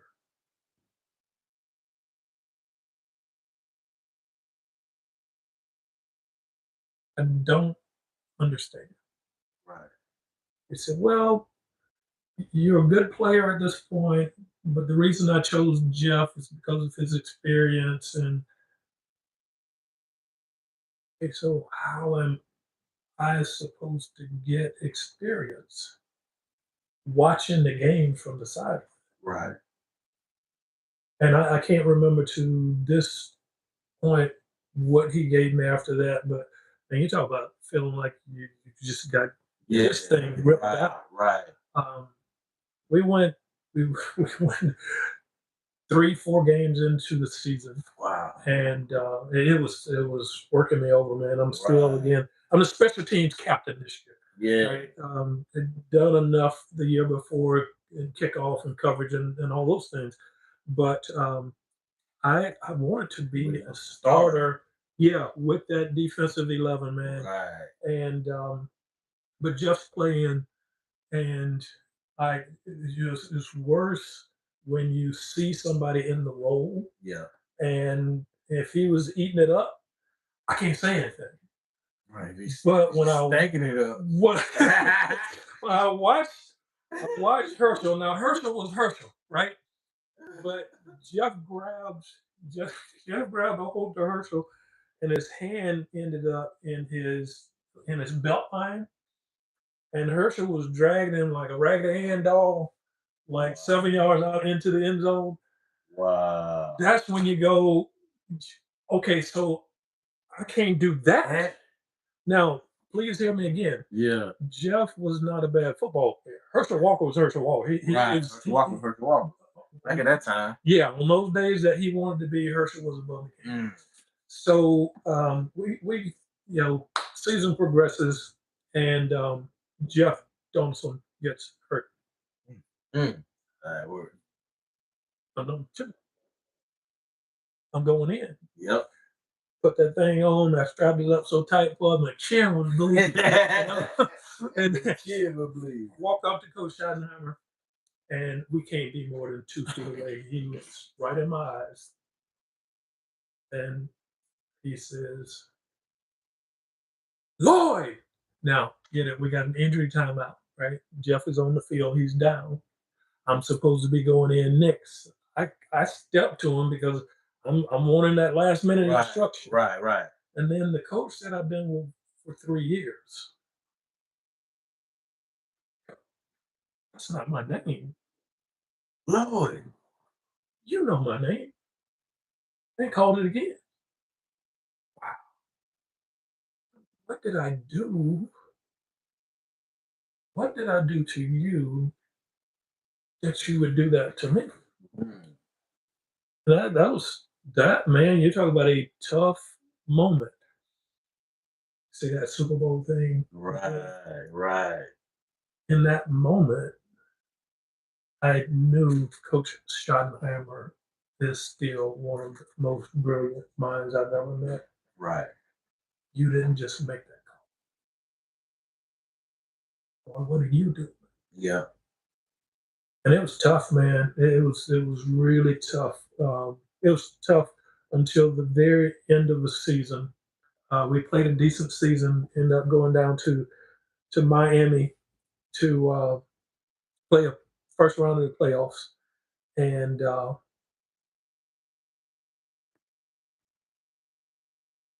Donaldson's down. Deron Cherry had come back, the original starter, come back. And something happened where the week before I had gotten some playing time at free safety. So I'm thinking Deron's not going to be there for that playoff game. I'm going to be the guy, right? So Mama and them going to be coming down. They're going to be driving down to Miami from Meg. So this is going to be great, right? And first day of practice for that week, we're playing on Saturday. So I think it was a Monday practice. We get a depth chart on the board in our meeting room. I just walk in. I'm not looking for anything, but you see the organization names on the board. It's like, why do we have a depth chart? I'm like, you. That's definitely me today. Yeah. What is that? 2 free safeties are down again.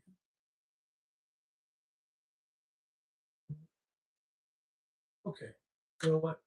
Well, you've taken care of me to this point. This is possibly my last game. Possibly the last game I'm ever going to play. Because at that point, emotionally, I'm just beat up. Yeah, I don't want to go through this anymore. I don't want to kick this ball over anymore either.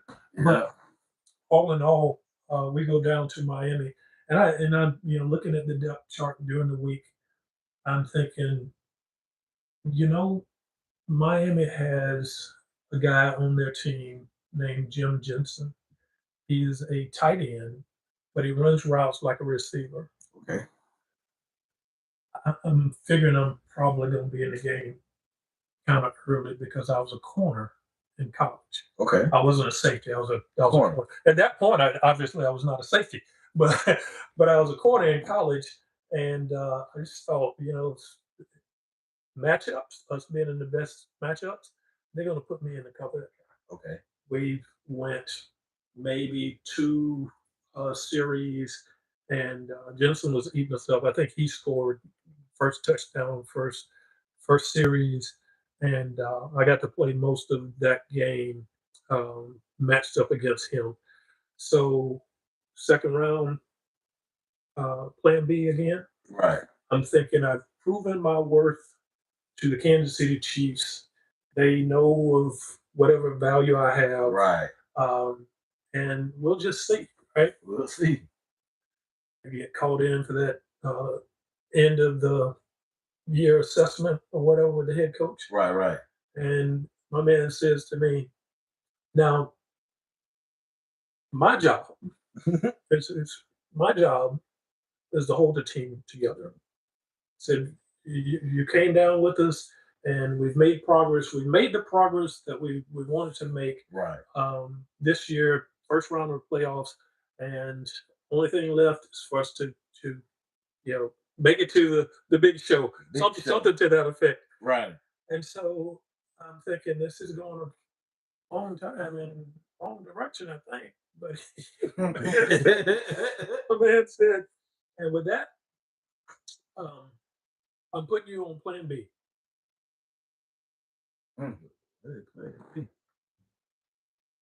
We got a pause in the room. Yeah, pause. He says, tell me what are you thinking? What are you thinking? Coach, you just told me that we have made it to where we want to make. We've made the turnaround, and next stop Super Bowl, and you don't need me on the team. I said, well, now, hear me out. I would like to talk to you. If there's some interest from other teams, I'd like to talk to you.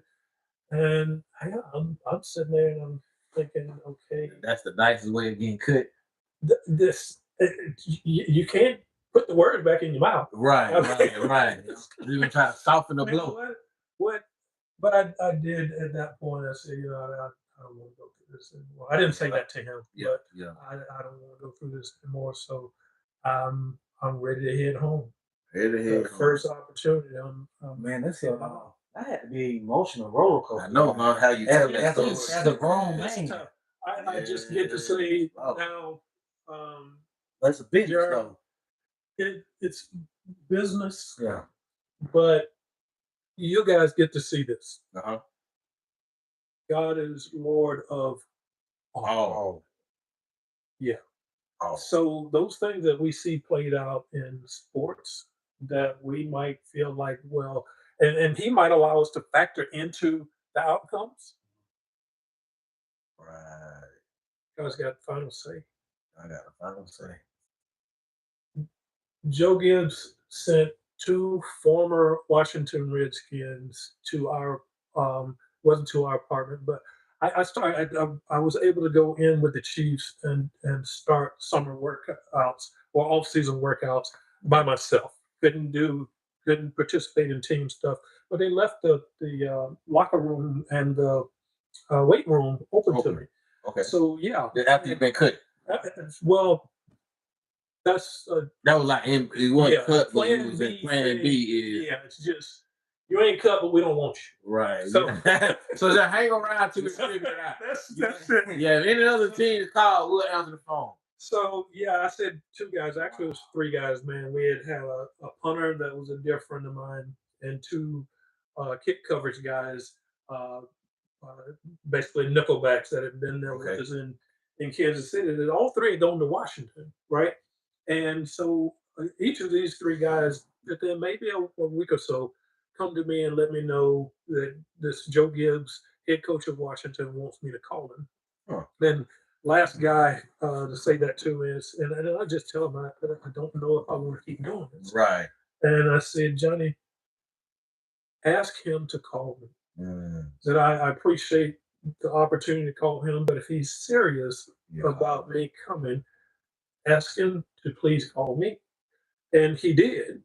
And so we had conversation with Joe Gibbs, and Coach Gibbs talked about his team and having some Christian players on the team that had just made it a special team. And something to that effect. That's not the exact words, but Close to it though. yeah. And the words are actually in the book. But anyway, to to hear him say Christian. So it wasn't about your football skill set. Oh my goodness. It was about your character and who you are on the inside. Well, I wasn't thinking character. I was wondering if you believe I can play this game as an every down player. Okay.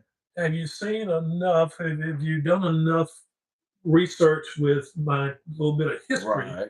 And so I'm a little skeptical about taking the visit. Right. But we took that trip, and again we were amazed at the character of the people that we met, and that that started our relationship. That visit started our relationships with the Washington Redskins, and it seemed for a little bit that if Gibbs offered it, then he would fight his guts out to say, okay, Michael, this is what we promised you. Yeah. And this is the way it's going to be. And there was a couple of times, man, I was like, you can't do that. You're a head coach. You're not a general manager. General managers make that decision.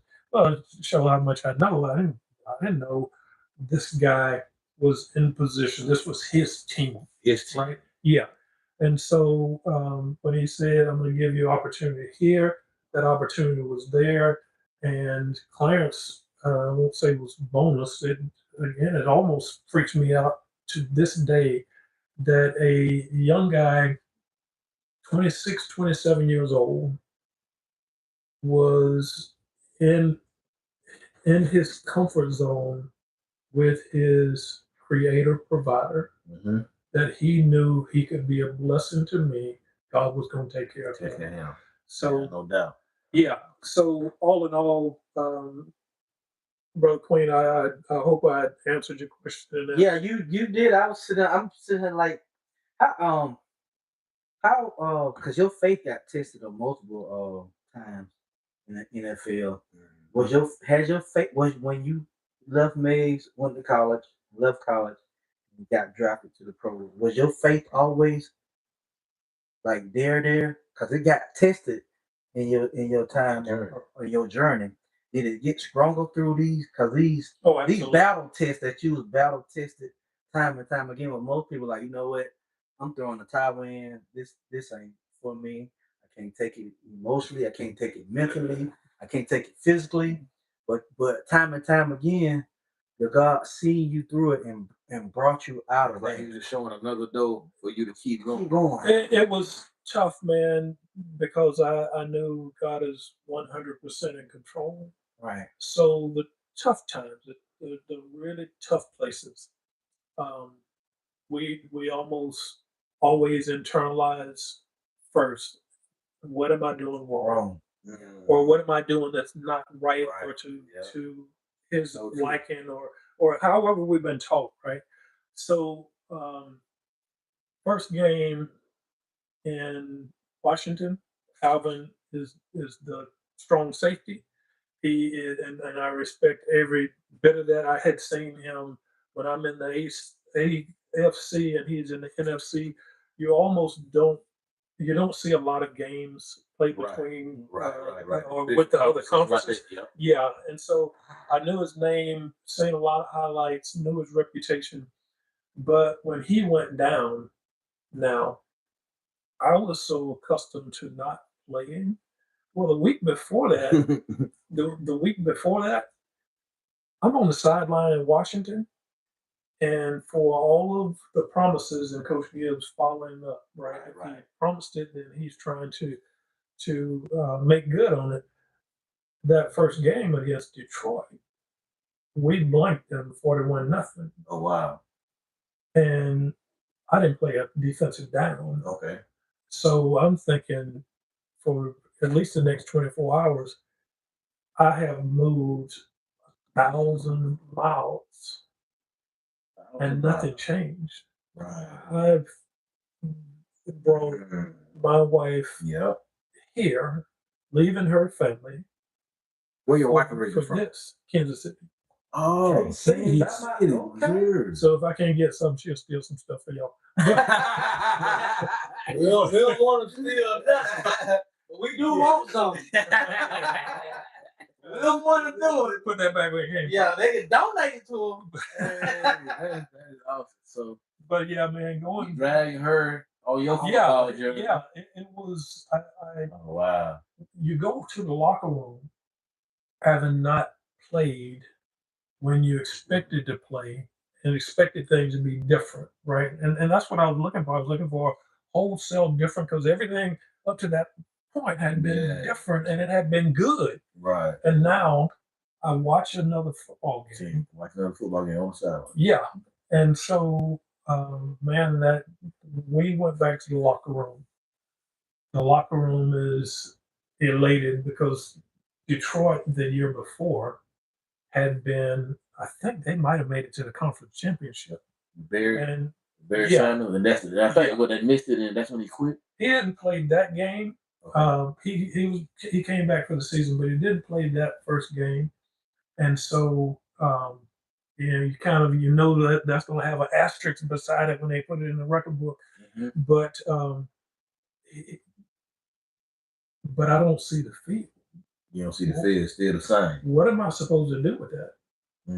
Next day, man, we're out, and again, this is moving into that Dallas week thing, and we're running some sprints. We're going about 85% or so, and one of the coaches says, we normally don't run these day after we win a game, and I'm thinking, who cares? Mm-hmm. I'm running with a group of guys that I probably should have been running, 2 or 3 at worst. I am behind everybody.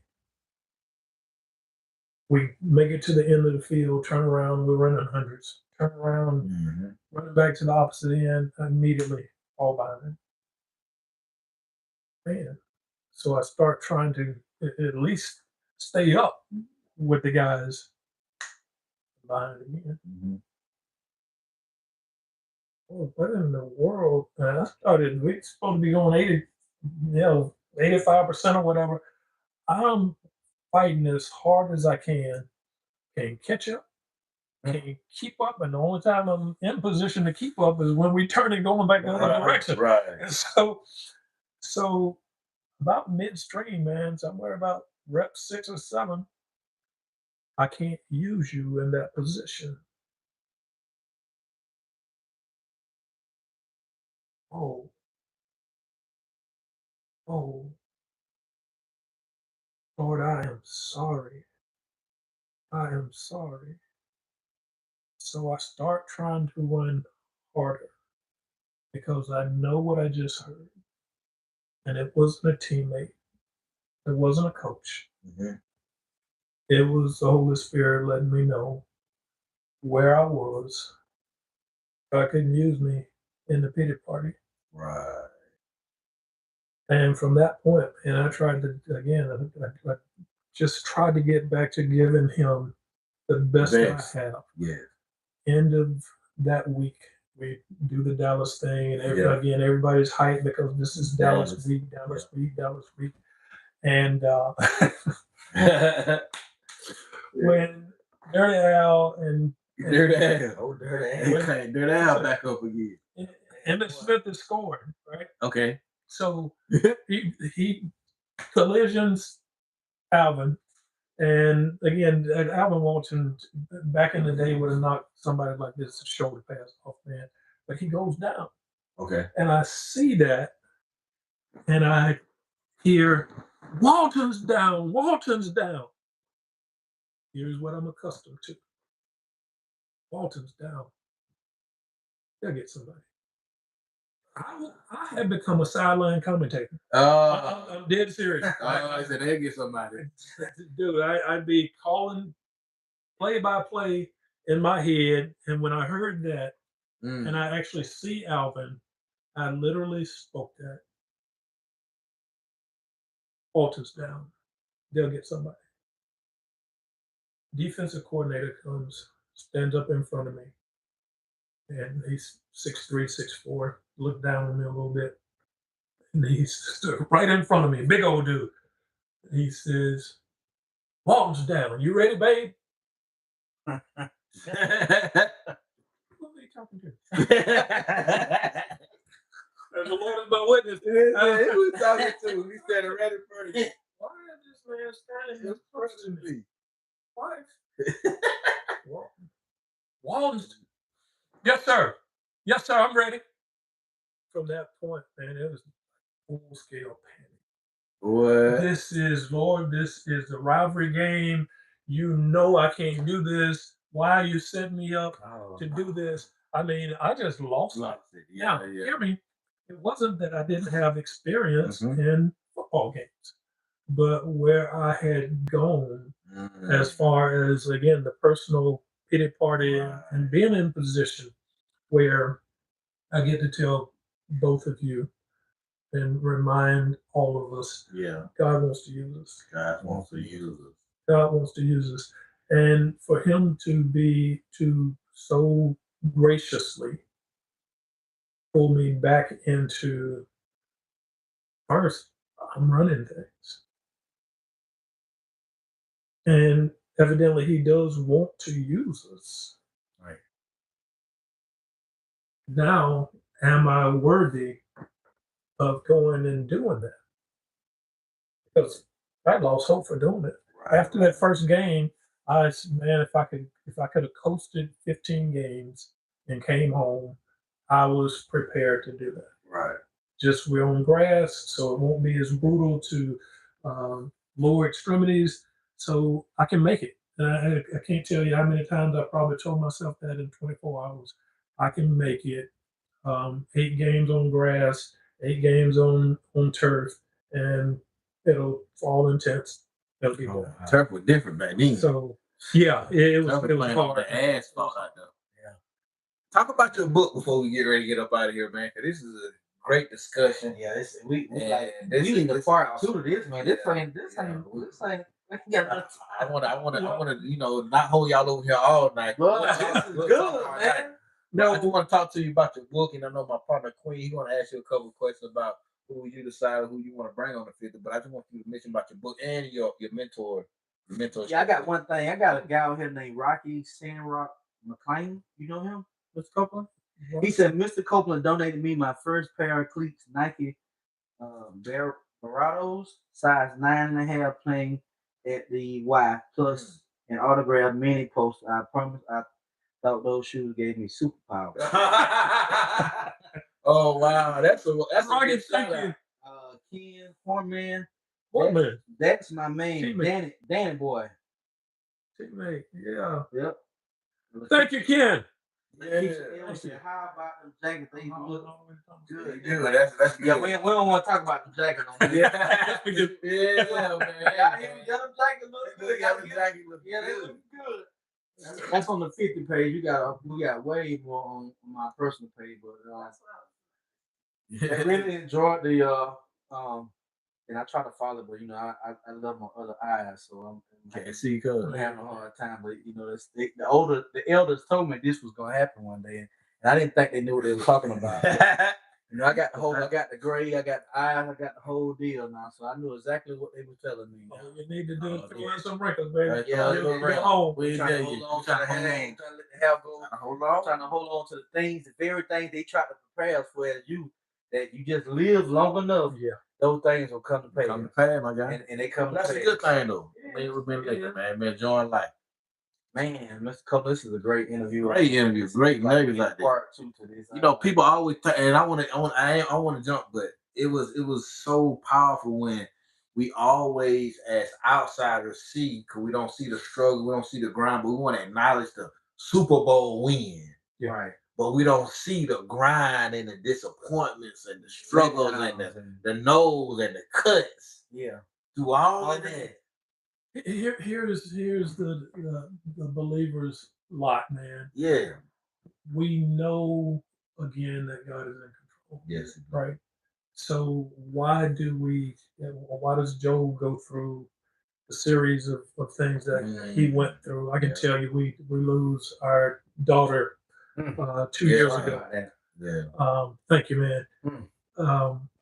Why in the world is this happening? And that was like it's obviously the biggest event, largest event. Yes, right. But there's a series of things that happened in succession, and it actually started with losing a couple of program kids with Joshua's Promise and Migs. Had a couple of cousins, 4 teenagers total in an ATV accident, and so going through that and some things just breaking down around the house, had a bee infestation, all this stuff going on. But the same is coming through the football stuff. With obviously it's way different, but where is God? Where is God? There the whole time. He is. There the whole entire time, even in the darkest, lowest, bottomest moment. Yes. And so going through that, man, and you obviously you hope it's a going through, right? I don't want it to stop here. But we follow the stuff that was going on around us in our lives. Yes, we want that to stop, but my goodness, man, can we get to the other side of this? But eventually, you're praying, Lord, help me to learn the things that you want me to learn in this, because I can't stop it. I can't change it. Yes, we can only trust. Yes, sir. But we believe our trust is in the Lord. Yeah. And we believe that's going in the right direction. Encouraging each other, being so encouraged by our church, our connect group, small group, Sunday school class, whatever you want to call it. Um, there was so many people. We attend church and Where you attend church at? Sherwood Okay. Baptist in Albany, Okay. and that That whole nother story. Phenomenal stuff up there. Bring us back. Yeah. We'll let you know how we got there. But it's a story in itself. But all in all, man, when we got support from there and our old church here, New Covenant Church in Thomasville, folks that we had lived with for 20 something years before the Lord moved us to Sherwood. It was such a lesson to be, and the most of the folks from New Covenant are somewhere between Moultrie, Cairo, Monticello, and Camilla. Okay. And so when you get this these gatherings for funeral, and we've attended those, right, and tried to be there in support of other people, but now to have the family of God come to support us. It was humbling, obviously, but I say at a totally different level to see God working through people, Yes, sir. people that He's called, and He is doing the assembling, and you realize we can do this. Yes. I mean, we can try to throw together a party, a family reunion, or maybe even a big church gathering. But the largest church in Thomasville was filled out to the point that folks are in the aisles. Wow. And then again, it wasn't us. Danielle was Danielle was a God plant in Thomasville. She used a tennis racket to bless lives. Um, she was part-time nanny and used that to bless lives. Right. And and she was a phenomenal coach. She was a phenomenal tennis coach. With all of that, and struggle with, Lord, how do you end this? How do you take this away from first me? We'll do stuff like that. I was kind of accustomed to saying little stuff like, "Well, I'm His favorite," right? Right. And when you're in a situation like that, what in the world is going on? And it's not me now cutting up with him, his favorite, with other believers, having fun with that. But have I fallen out of grace? Have I done something or not fulfilled something that I was supposed to do or am supposed to do? But to see again what the Lord did with her life, and now we get to see this picture and realize she's still not the standard. Right? Everything that we've seen come through Danielle, for all that the Lord did, He helps us realize, but Picture always bigger.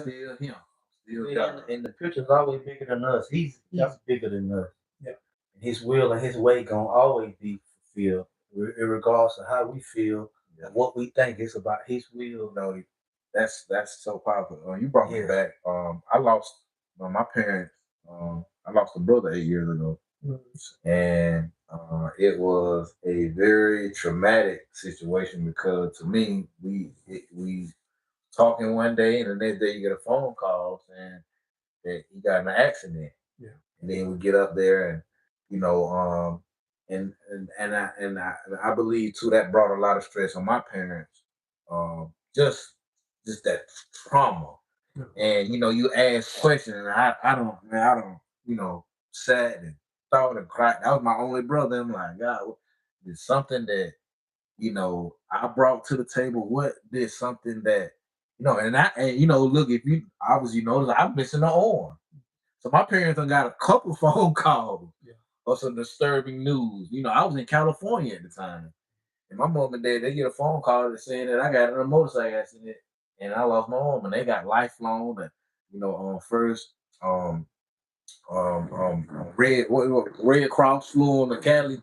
But just to have that, information come across your soul and you missing someone that you never gonna see anymore on this side, and there's so much love, and you can still feel that hug, you can still feel that conversation. It brings you back to the reality of it all is we don't have no choice but to depend on it. Because to me that's a heart, it's just a heartfelt loss, and it goes different ways with different people. But you can understand that when you lose or when you feel that loss, it's unreplaceable. Yeah, because it's a part of that person was a part of you. You lost a part of you. Right. I lost 2 brothers as well, 2 older brothers. Yeah. I lost part of me got lost with them. They used to always call me perfect.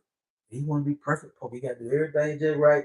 And I sit back now like, I wonder what they will say now. Like it got to be just to a certain way. Yeah. I wouldn't approve it, but they was always like, you ain't gonna get. And even now with stuff that I've been tasked with here at home, and even with Jesus going back to his town, his own people in his own town, they ran him out of his own city. Yeah. They didn't want him there, and all that, and the stuff he was teaching and preaching abroad, and the miracles he was placing on other people, they accepted him in unknown lands, but in his own home, they run him away.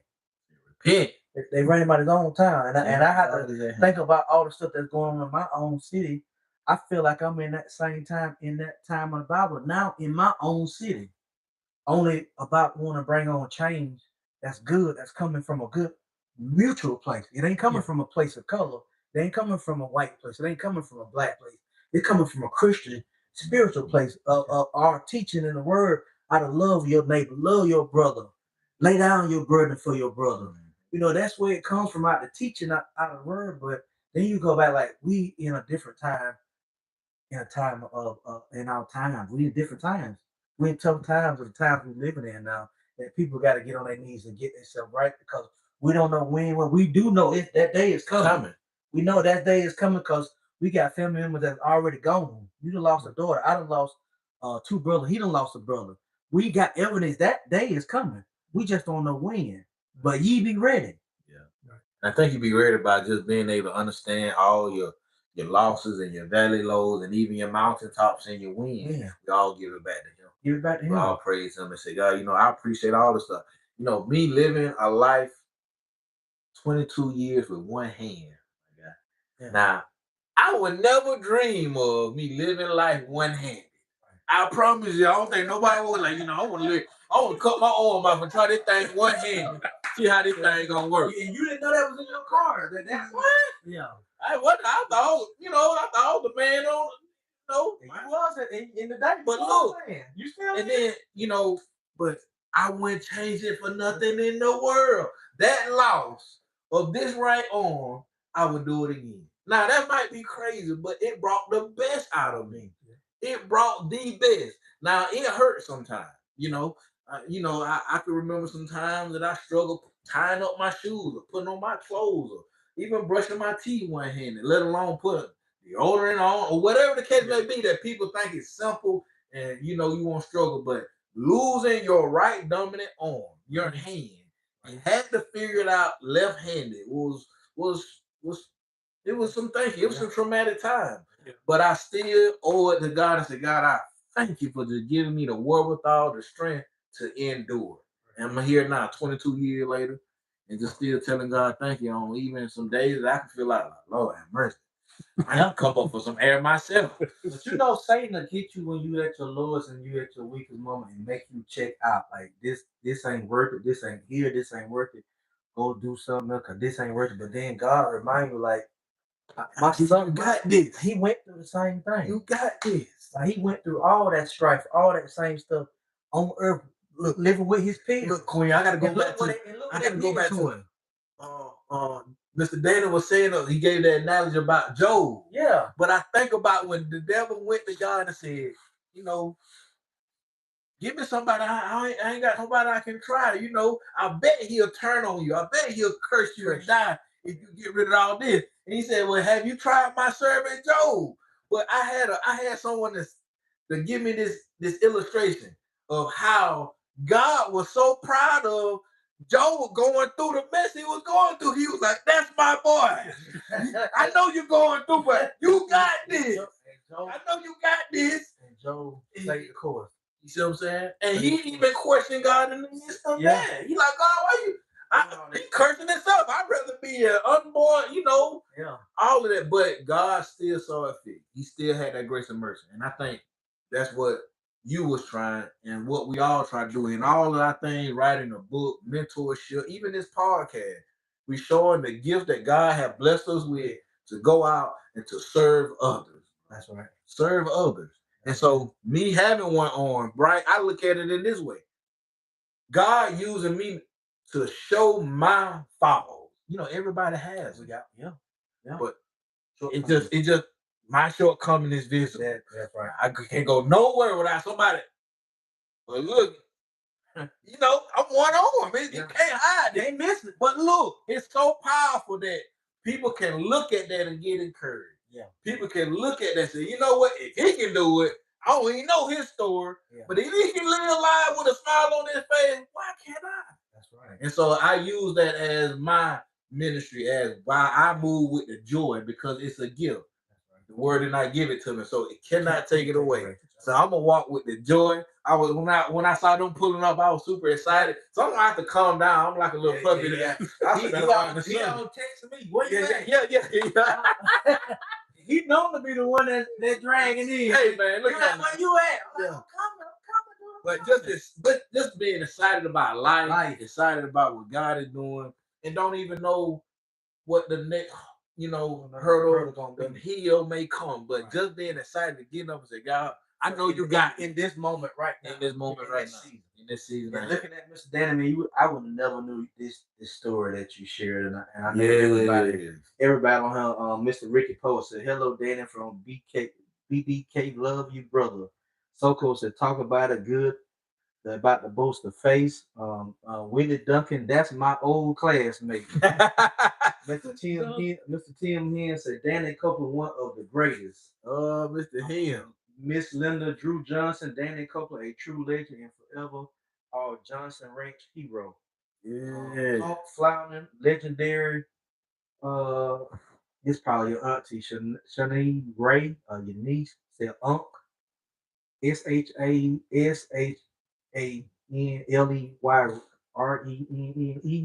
Yes. That's your aunt, that's your niece? It's your aunt. Correct. Yes. I'm gonna get you some glasses. I'm gonna have me some in my bag. Rodney Donovan said salute. You know Rodney Donovan. I do. Yeah. Man, but Earl Brooks said, fun fact, Danny is my older kid's great uncle. Okay. Man, they said shout out to YouTube. They said the YouTube look like it's on 4K right now. What? Is it the YouTube like it's on 4K? Much better view. Oh wow. So man, they are tearing up this shout out old Sarge. But Mr. Cole, we could be here all night, man. And the spirit I would stay right here with you the whole, because you feed my spirit. You fed me tonight with your story, and it's much more. And we hope at a later time we can go into more details. But we want you to let our listeners know about your book. Yes, sir. Title your book, when it's going to be coming out, and we can help push that on our platform. And then we're going to ask you 2 questions and yes, sir. Get you on out there so you can get home. Thank you, man. So the book's title is Fully.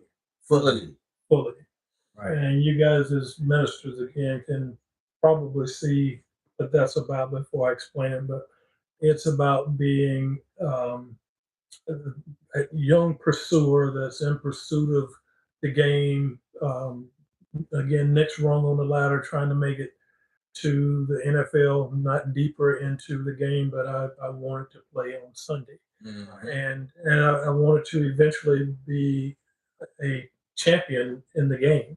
So coming through and having actually gotten saved at 9 years old, baptized, in Pilcher Pond in Meigs, and just blessed to have my family, have a church family that was all. I won't say we were that well grounded or rooted theologically, but there was the care, there was the concern, right, and there was the honoring of God, right, and then trusting God to honor His word. yeah, right, So there were places where I came very close to getting in trouble, where the Lord did speak and didn't allow me to go through that window right, when some friends of mine are on the other side of the window. There was an incident in after one of our football practices in high school where a door to a cheerleader's spirit shop came open with some assistance, but it came open. yeah, And it was after football practice, and I didn't even eat candy, but there was candy in there that I can't tell you a candy wrapper at that time that ever looked better to me than when I'm hungry after football practice, right? yeah, And the Holy Spirit wouldn't allow me to go in. But as almost as clear as I'm speaking it to right, you guys, I hear you cannot enter. And that was enough. that was I believe God had spoken that to me. And I believed at the same time it was for the purpose of pursuing the dream that He had set before me wow, way back when. Way At that back. time, yeah, at that time I'm probably 17, 18 years old, 17 years old. I know yes, sir. exactly 17 years old.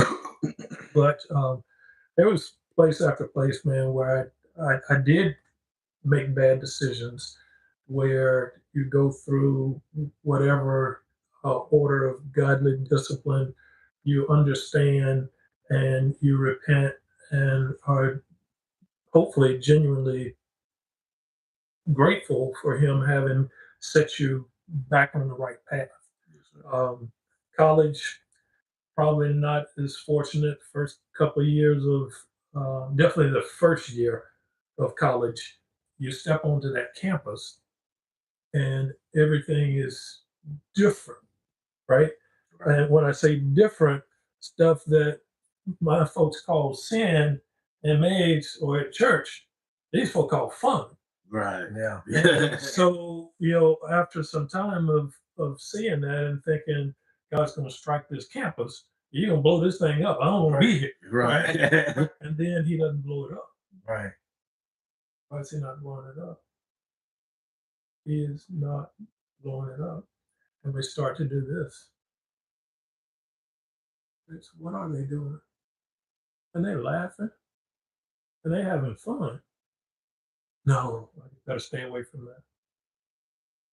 But they're having fun. And God hadn't blown it up. Right. And we get closer, right? We get Right. closer.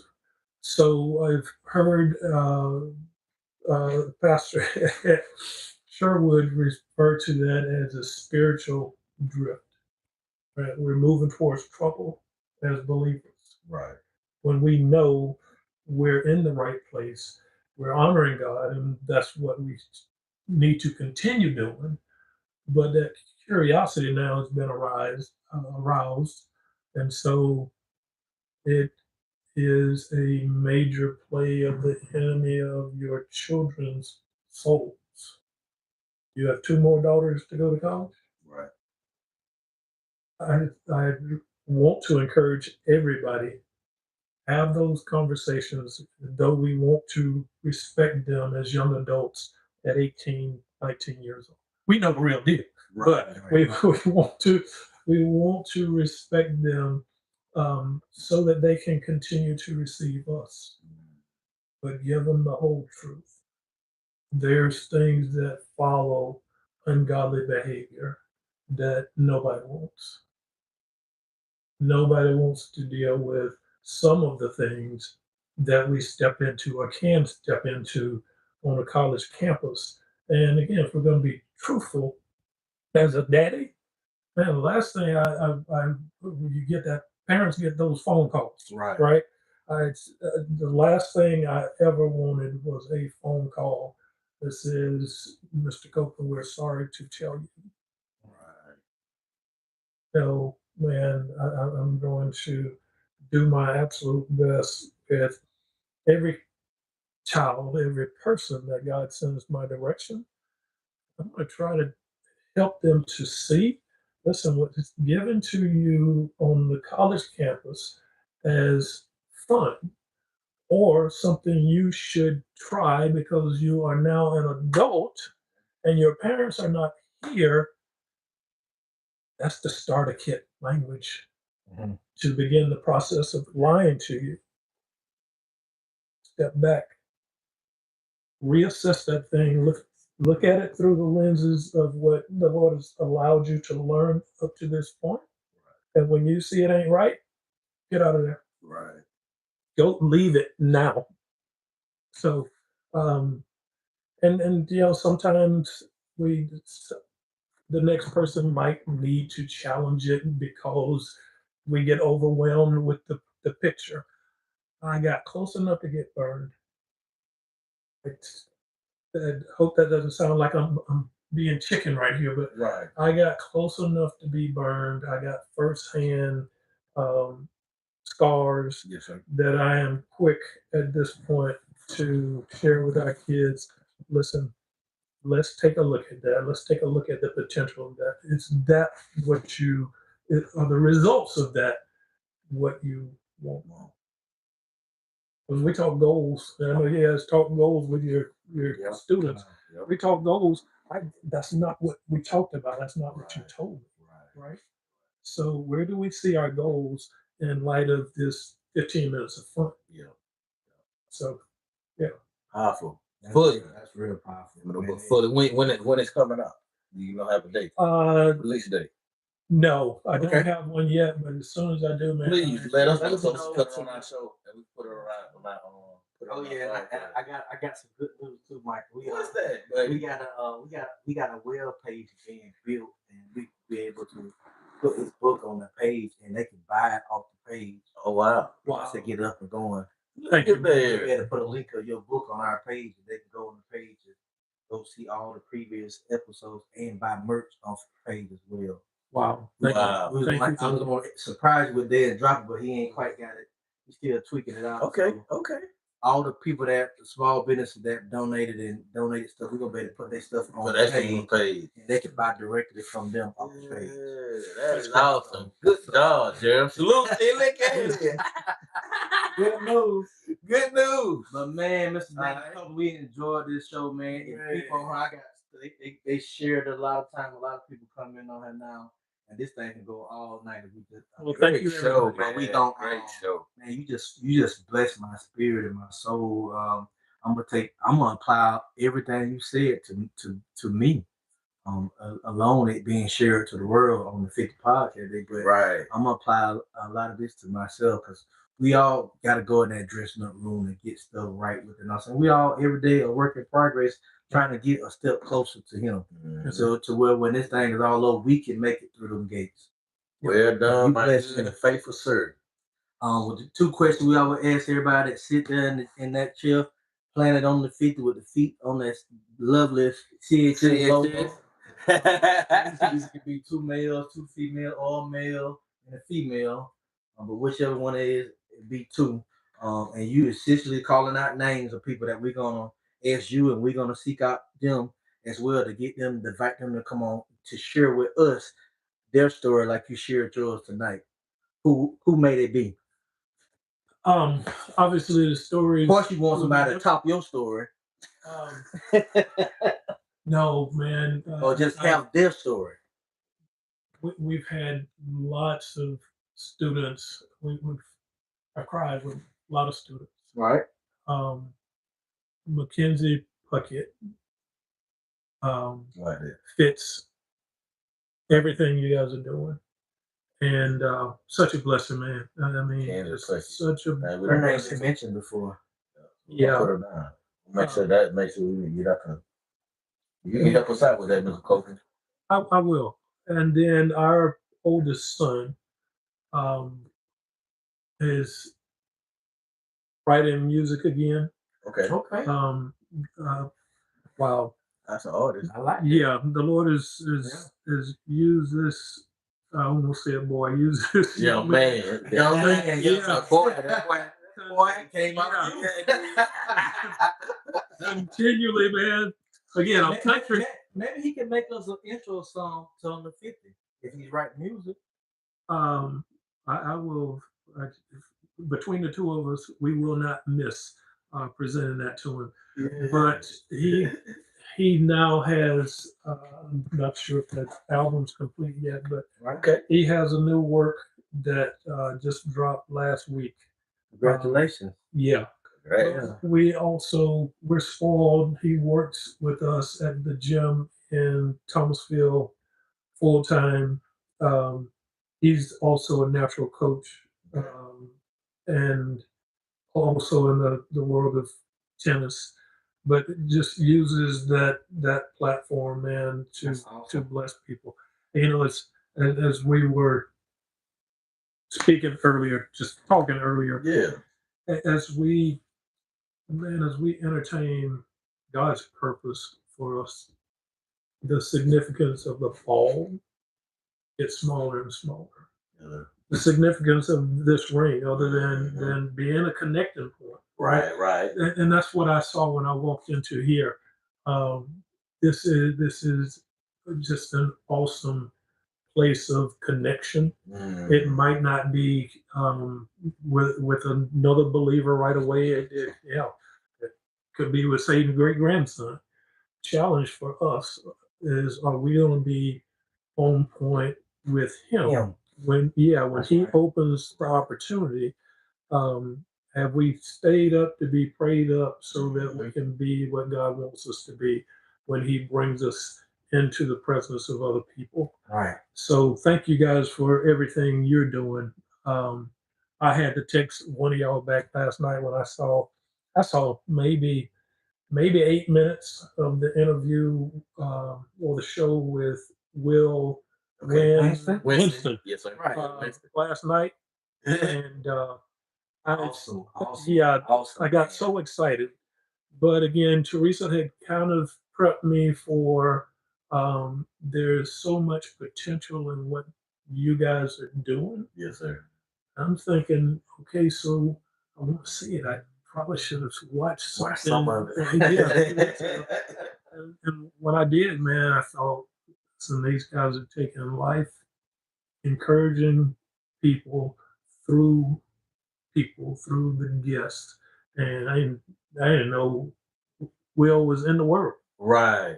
But then to hear, and then I'm laughing early on because I'm kind of seeing how he formed out in the season. But he's a secondary coach. Oh yeah. Said, okay, I got a secondary thought for that. It was fun watching y'all, man. So I'm grateful to be. We're gonna let you close us out if that's all right, Mike. Could you close us out in prayer? Absolutely. When we get on off of here. Absolutely. Yeah. Come on, Mama. Absolutely.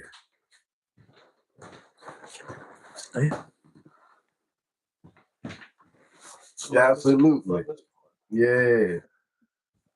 Gracious Father, we thank you so Thank much, you, God, for what you're doing in each one of our lives. Yes. Lord, I thank you so much more that each of the lives in this circle belongs to you, and that's been evidence. And we thank you. I thank you for every opportunity that you're granting us to be able to tell other people about the goodness of our God. Yes. And all that you've shown us through the gift of your Son, who bled and died, God, that we could have life with you, that our relationship here on earth could be reconciled to a loving, giving, awesome Father God. Yes. So Father, I pray that you bless us that as we have even entertained the understanding that we are not here forever. Our days on the earth are given. Our time on the clock, Lord, is given. And we all know the clock is ticking. Yes. So I pray that you bless us to be faithful to you. Yes. First and foremost, that we be faithful to you. And according to your word and your will, that we love our neighbors as ourselves. We thank you and Thank you, love you Lord. in Jesus' name. Amen. Amen. Amen. Awesome. So, hey, nobody started. How you start with prayer, end it with prayer. Yes. Man, once again, man, we want to thank y'all for a great show. Oh my goodness, been blessed. Man, y'all salute, man. Y'all see Mr. Danny Copeland and his beautiful wife, Mr. Copeland out here, man. Let's salute these people for being able to bless us with working in the community, being an uplifter in the community, just being a great person. And that's what we look for. That's what we need. That's what we desire. To be like great people around each other every day. So once again, we thank y'all for locking in with us. Man, y'all see these awesome shirts? Yeah, shout out to J Blade T. Y'all check me out. Yeah. We got y'all need to get you some t-shirts. J Blade T. Jerome Mullins. So he do a great job, man. So once again, we thank y'all, man. Make sure you go to, if you're on YouTube, make sure you subscribe. If you're on Facebook, make sure you follow. Share, all of that. We love y'all. Have a great night, man. Peace. Yeah. Thank you, everybody. Thank you. Yeah.